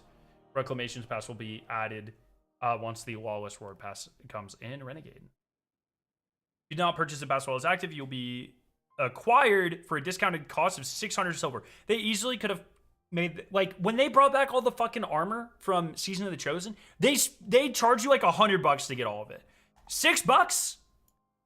That's fucking good. This is actually like the least predatory thing they've ever done. Not gonna lie. However, if you purchase an item for one of the Eververse flashback sales, corresponding archive pass can be unlocked. Oh my god, and if you bought anything from it, that's insane. There will be a new contest emblem. Or they said there's an exclusive emblem, so I assume there's a new one.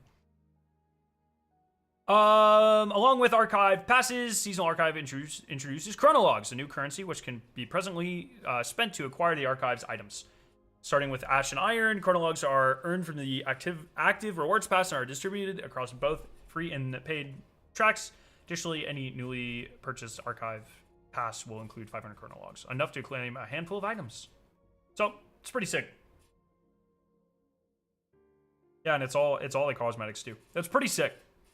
Lastly, note it's possible you might end up with chronologues but have no archive pass items left to spend them on, or maybe there are no remaining items that interest you. To ensure chronologues are always valuable, the season archive offers an exchange for a variety of evergreen currencies and materials, including deep sight harmonizer synthweave templates. That's huge. And more. This exchange is available to all players. That's fucking sick. I like this a lot. I think this is a great change. Everything here feels very good. It's great. I am Bob. Thank you for the super chat. Could have gone a community W by making old battle passes free. Also giving good concept for free-to-play players to grind, but they decided P. Parsons it. No, this could have been way worse. $6 for an old pass. This is, to me, this is fine. I mean, this is easily fucking, they charged 10 for it previously. They've charged upwards of $100 for this shit previously. I think $6 is more than fine, enough to like support the development costs or of designing this UI or whatever. I don't fucking know, but it's a little bit of extra income for them. It could have been infinitely more predatory. Helps the game run a little bit or whatever. I think this is perfectly fine.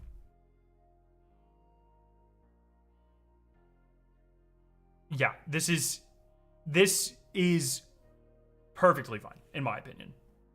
Where are the synthweaves? They allow you to do transmog. I just never do the bounties. Seasonal challenges, resets, trials, stuff. So, mostly kind of meh, unfortunately. Oh.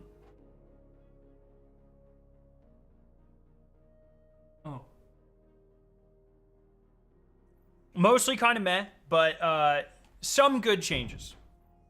Not swap doesn't achieve what they want it to achieve. And I think I still stand by, like, hurts the general player base. So that's where I am. All right, you guys know what time it is. It's Exoddle time. So I'm turning my eyes away from chat. It's a heavy weapon from before Beyond Light. I'm gonna go. You guys ready for this? Well, okay, so it's probably not a grenade launcher. You guys ready for this deep pool here? Tractor cannon. Bam. Shit. Okay. Heavy weapon, solar, void. From Curse of Osiris or Warmind. Oh, yeah, I know exactly what it is. Sleeper simulant. Oh. Void heavy from Warmind. No, Arc heavy from Warmind. Is Prospector from Warmind? What else is an Arc heavy? Oh, it's Worldline Zero. Ha ha ha! Woohoo! Let's go! Prospector's vanilla, right? Or no, Prospector's Curse of Osiris. Oh, this is not exotics.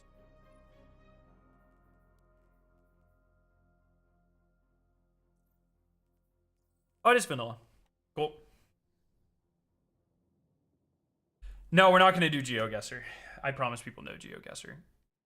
Wobby, are you on the game right now? And Chili? Or anyone? Is anyone fun on the game right now? Any friends? Wobby's not on the game right now.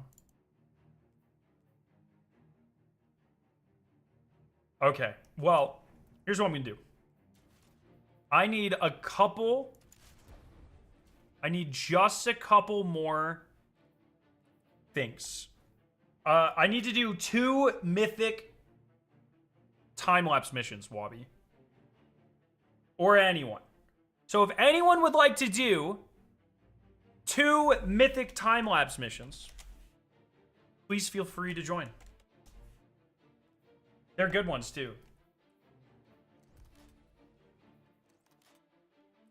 I don't want to spoil it, so I'm not going to tell you which ones, but they're good ones.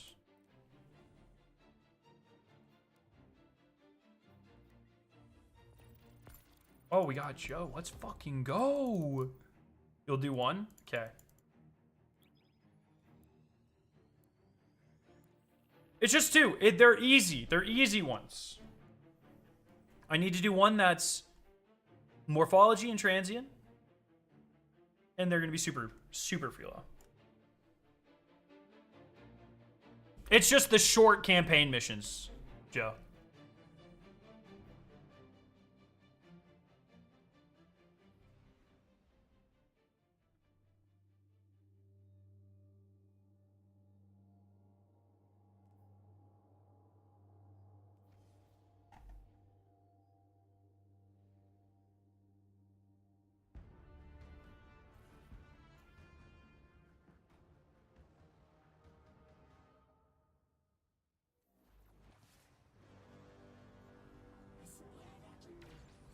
Okay. So the first one I need to do, I think, is over here.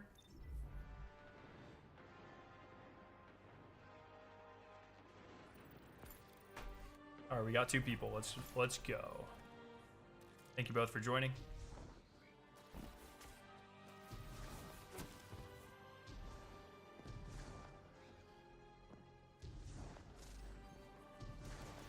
I think it's over here.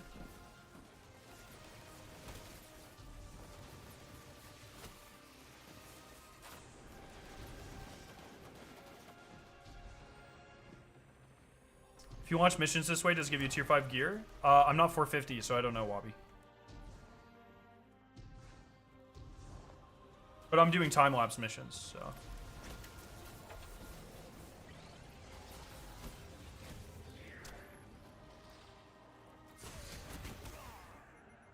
Tier 4. I will let you know here in a second. Pete is gone, but the guy who did the don't over-deliver speech is in charge now. Yay.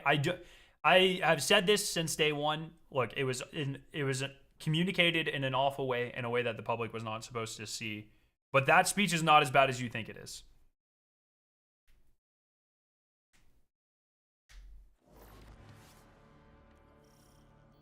All right, Guardian. This has to be the house's power plant. There's a massive current. This is the one I need, right? Around us. And gravitons. My informant Keels tells me that power is going straight into a warship.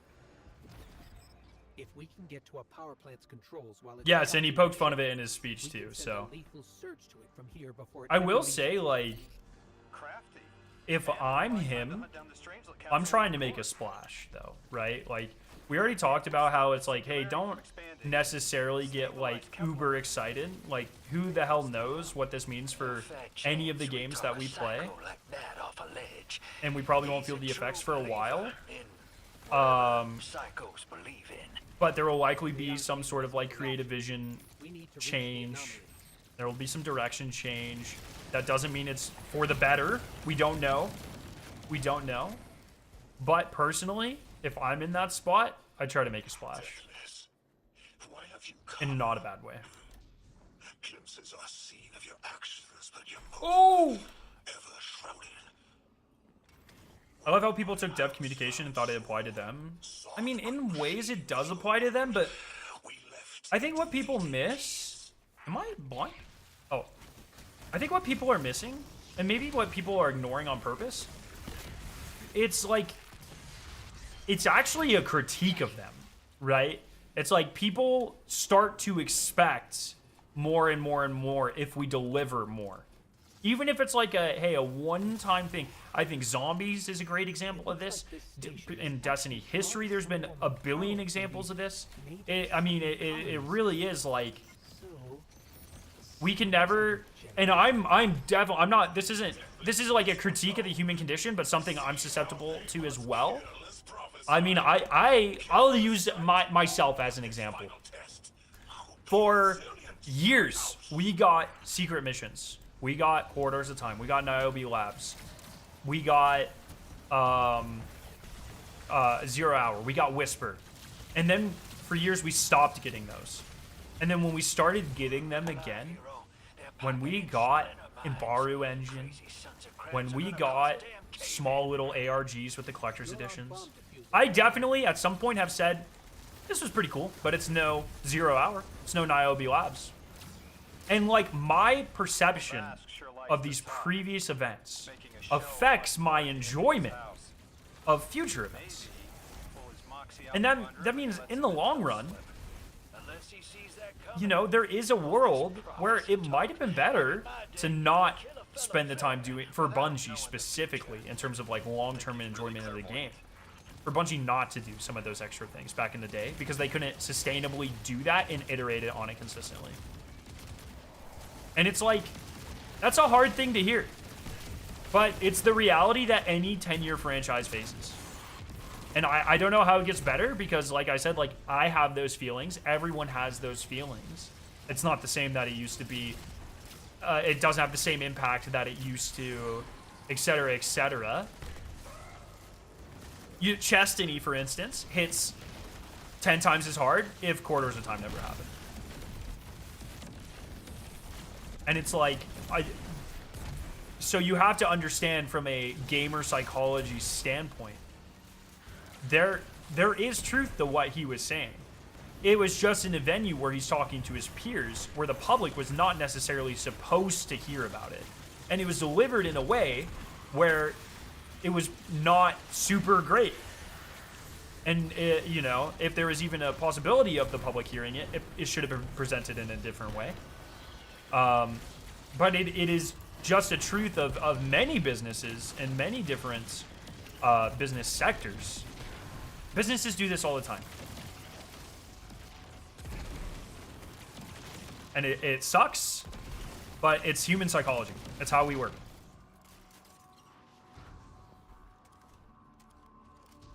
If you guys knew how consumer companies talk about like minimum viable product, there's a reason minimum viable product is a regular business term, and it's so you don't spend more money than you have to on a product, and it's so you can iterate on a product to continue appealing to a wider consumer base in the future, instead of jumping straight to the all solution. It's the same thing like with technology, how there is planned obsolescence of phones. Same thing. Same exact thing. It's just how it goes. It is an unfortunate reality. No one likes to hear about it. And it sucks that humans are like this, and it sucks that businesses are like this, and it sucks that that's the entire relationship. But that's just the that's just the world we live in, and that's the brands that we have. Also, Liana pointed out it's mostly based on bad crunch. Yeah, that as well. Because if players expect more and more and better and bigger content every time, then you're gonna have to work your devs harder to meet that every time. And it sucks. Comparison of thief. Oh, comparison is the thief of joy a lot of time. Yeah, exactly. Yeah, great quote. And yeah, perfectly applicable here. It's just how it goes. It sucks. So that's one of those things like, hey, that's a PR moment for sure. Should have been phrased differently. And I hope there's not a world where we didn't get cool content, like, because of that sort of thing. But the reality is, in every aspect of your life, every company you buy from, you're getting a reduced product because they want to be able to upsell you on the new best thing in the future. And that's how it works. So the Archon didn't take the bait, but he mentioned being kept from the giver. Yo, Hoon, what's up? Despite their push to the singularity, something still all right, one more of those. from it. That means we don't Hoon, I recorded a small rant earlier this stream about why their not swap changes don't actually do. I didn't get any loot for that. Don't actually do what they want them to do. I'm gonna edit and upload it later, but I'm gonna send it to you just to check and make sure I didn't say anything stupid.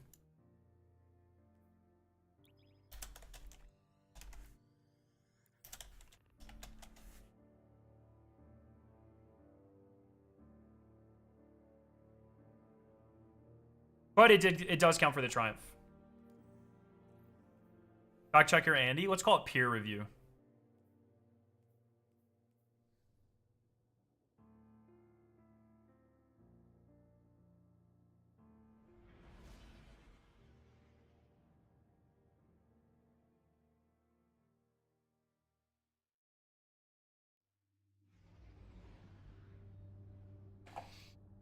And then this is my last one of these, and then I just need to do a few fabled missions. I think I need to do like 4.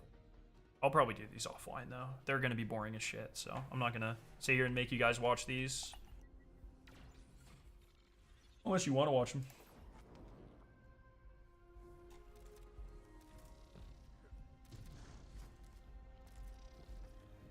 Kind of unrelated, but I realized that Ash and Iron releases on the 11th anniversary of Destiny. Oh, that's why it's the perfect time to bring out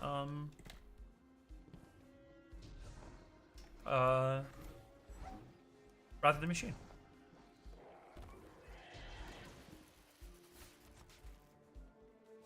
Okay, I can never find this one, so I hope I just stumble on it here.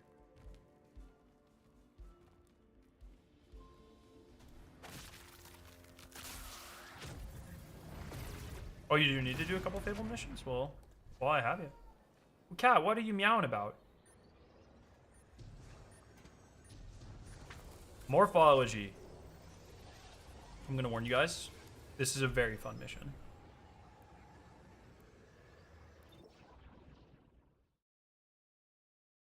Bungie could fix world hunger and homelessness and everything in the game. People still wouldn't give them props. It's gotten to the point where hating is just how people interact. It's hard because I do think like Bungie, I mean, look, anytime you interact with a company as publicly and as consistently as we have over the course of 10 years, we feel burnout.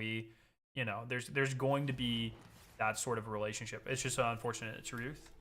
But also, like, I feel like as we move further and further, humans are just like angrier and more aggressive in general towards companies. This isn't, and I don't know. I try to do my best.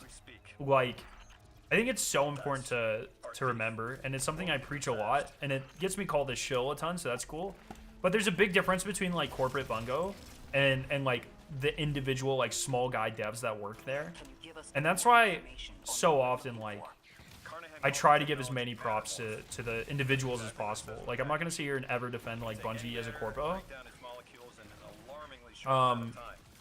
But you know, I do feel for individual professionals in their field just trying to do the best they can at working on something that they're super passionate about and have like little control over like the end result, but are doing their best to contribute to make something that we want to play and they want to play.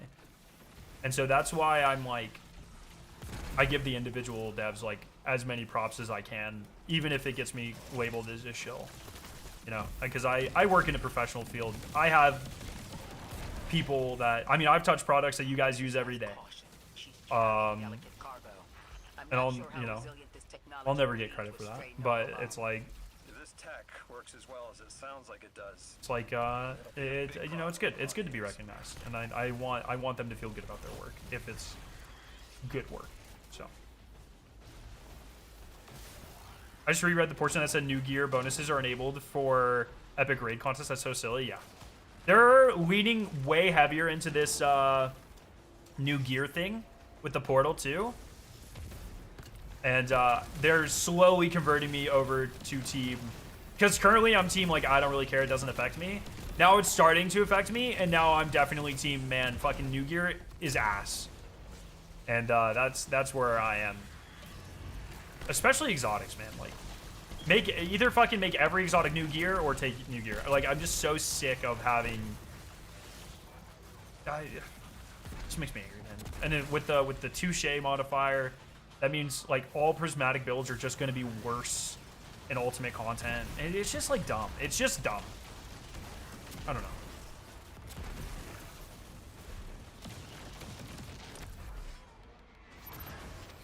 The thief just dropped a bunch of Ionian artifacts. Lodi said the lab had been ransacked. They must have taken more than just matter morph. But why drop the stolen goods? Hospitality, deathless. This guy feels like a chubby enemy from Borderlands 2. Like he just feels a little chubbier, and he's just dropping the loot when you shoot him. Thief's being controlled. And he's claiming hospitality after trying to make all of our problems worse.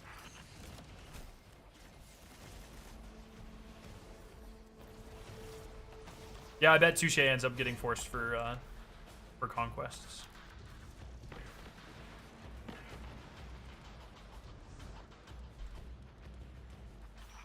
on Lavask. Return the stolen technology, and no one else needs to get hurt.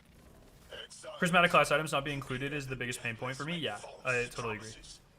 Nothing appeases their greed as they vie for the giver's blessing. Extinction fated deathless. Speaking of Borderlands, are you going to be hopping on Borderlands 4 in September? I am. I'm excited for it. I'll probably check out Destiny Rising as well. Maybe I'll try to get them to sponsor a video or something. We'll see. But I'm very excited for Borderlands.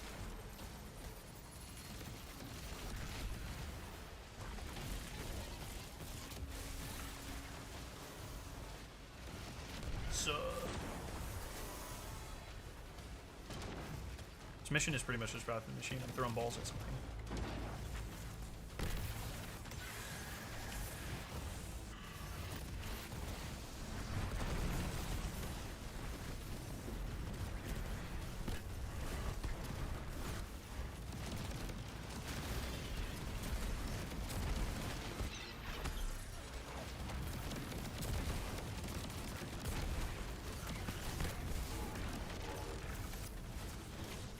Dude, it's crazy how much fucking health everything has now, eh?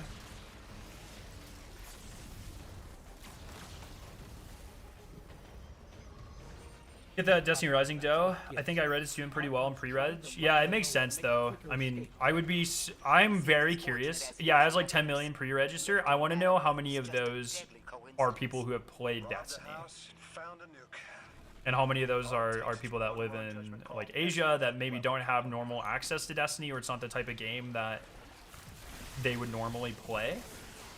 I'm just very curious on those numbers. Because I think like, weren't the reviews for Destiny Rising like 90%, 95% from China or something? I remember it being a ridiculous number.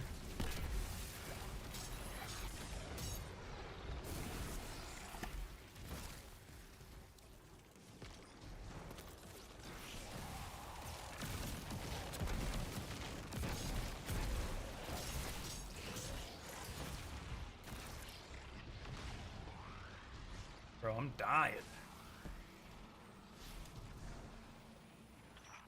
I've never realized this mission just brings you in a circle. How can we help your people? There is no need. Lavask is prophecy blessed. I'm gonna die. Lo, my exiles, I see without eyes. The giver's feast.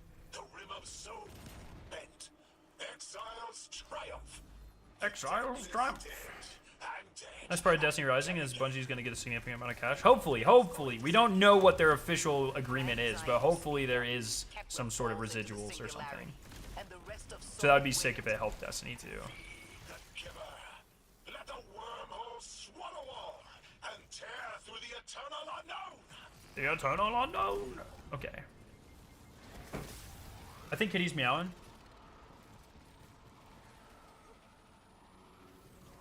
Is she beyond the door?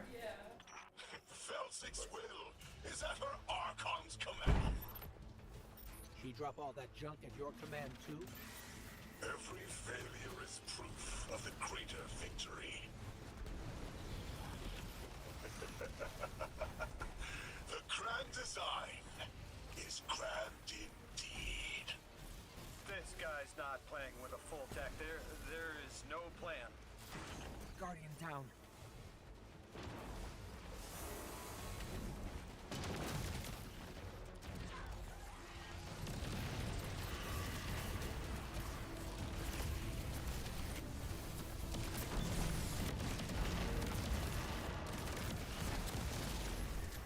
Gonna be starting graduate school after I finish my last 2 classes. Any tips for surviving?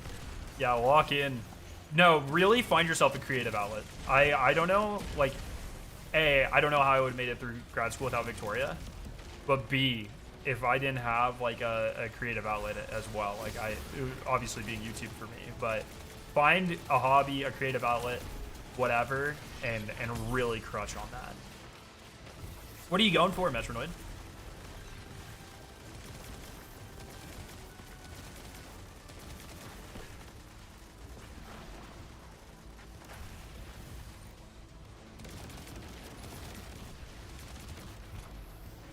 So we bugged this out yesterday or the day before the final boss. So I would say do this next part kind of slowly. Elixir and humans live in peace. They have homes, plentiful food sources, fellowship. Like, let all this dialogue finish. Sacrilege of the highest order. They have no place in the grand design. I don't know how we bugged it out.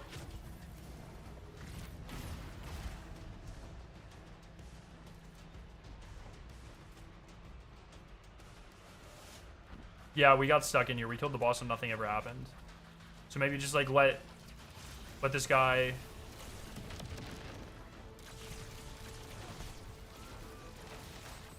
Ikora, Lodi, we've got Mattermore.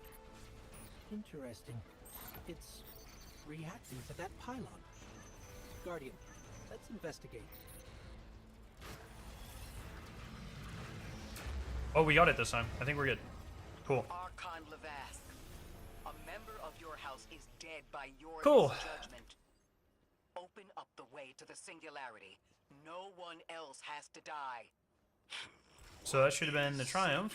Life, if not bodies. Hell yeah, brother. Fell 6 was Alright, now I just need to do all my fabled missions, which I'll do at some other point. Eyes beyond time. If you didn't get Mattermorph dialogue, you're fucked. Hey, Channel. that's why we're going slow. So obsessed with the hold he has on the world, he's willing to sacrifice his entire house. Bam. for Okay, so that's what I got for today. I want to try to get this this video about not swap out because I think it'll be good. So I'll probably go work on that. Yeah, thank you guys for hanging out.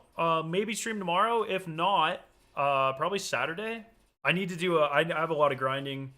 I need to do Gambit stuff. So yeah. All right, everybody. Let's find someone to raid real quick.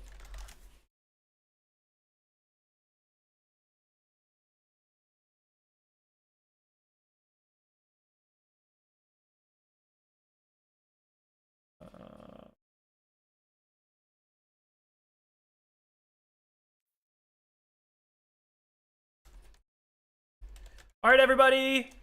Have a great night. I'll see you very soon. Like I said, probably tomorrow, maybe Saturday. I'll have to see how I'm feeling after basketball tomorrow, but we got a lot of stuff. We got a lot of stuff to do. So everyone have a great night. Love your faces. Peace.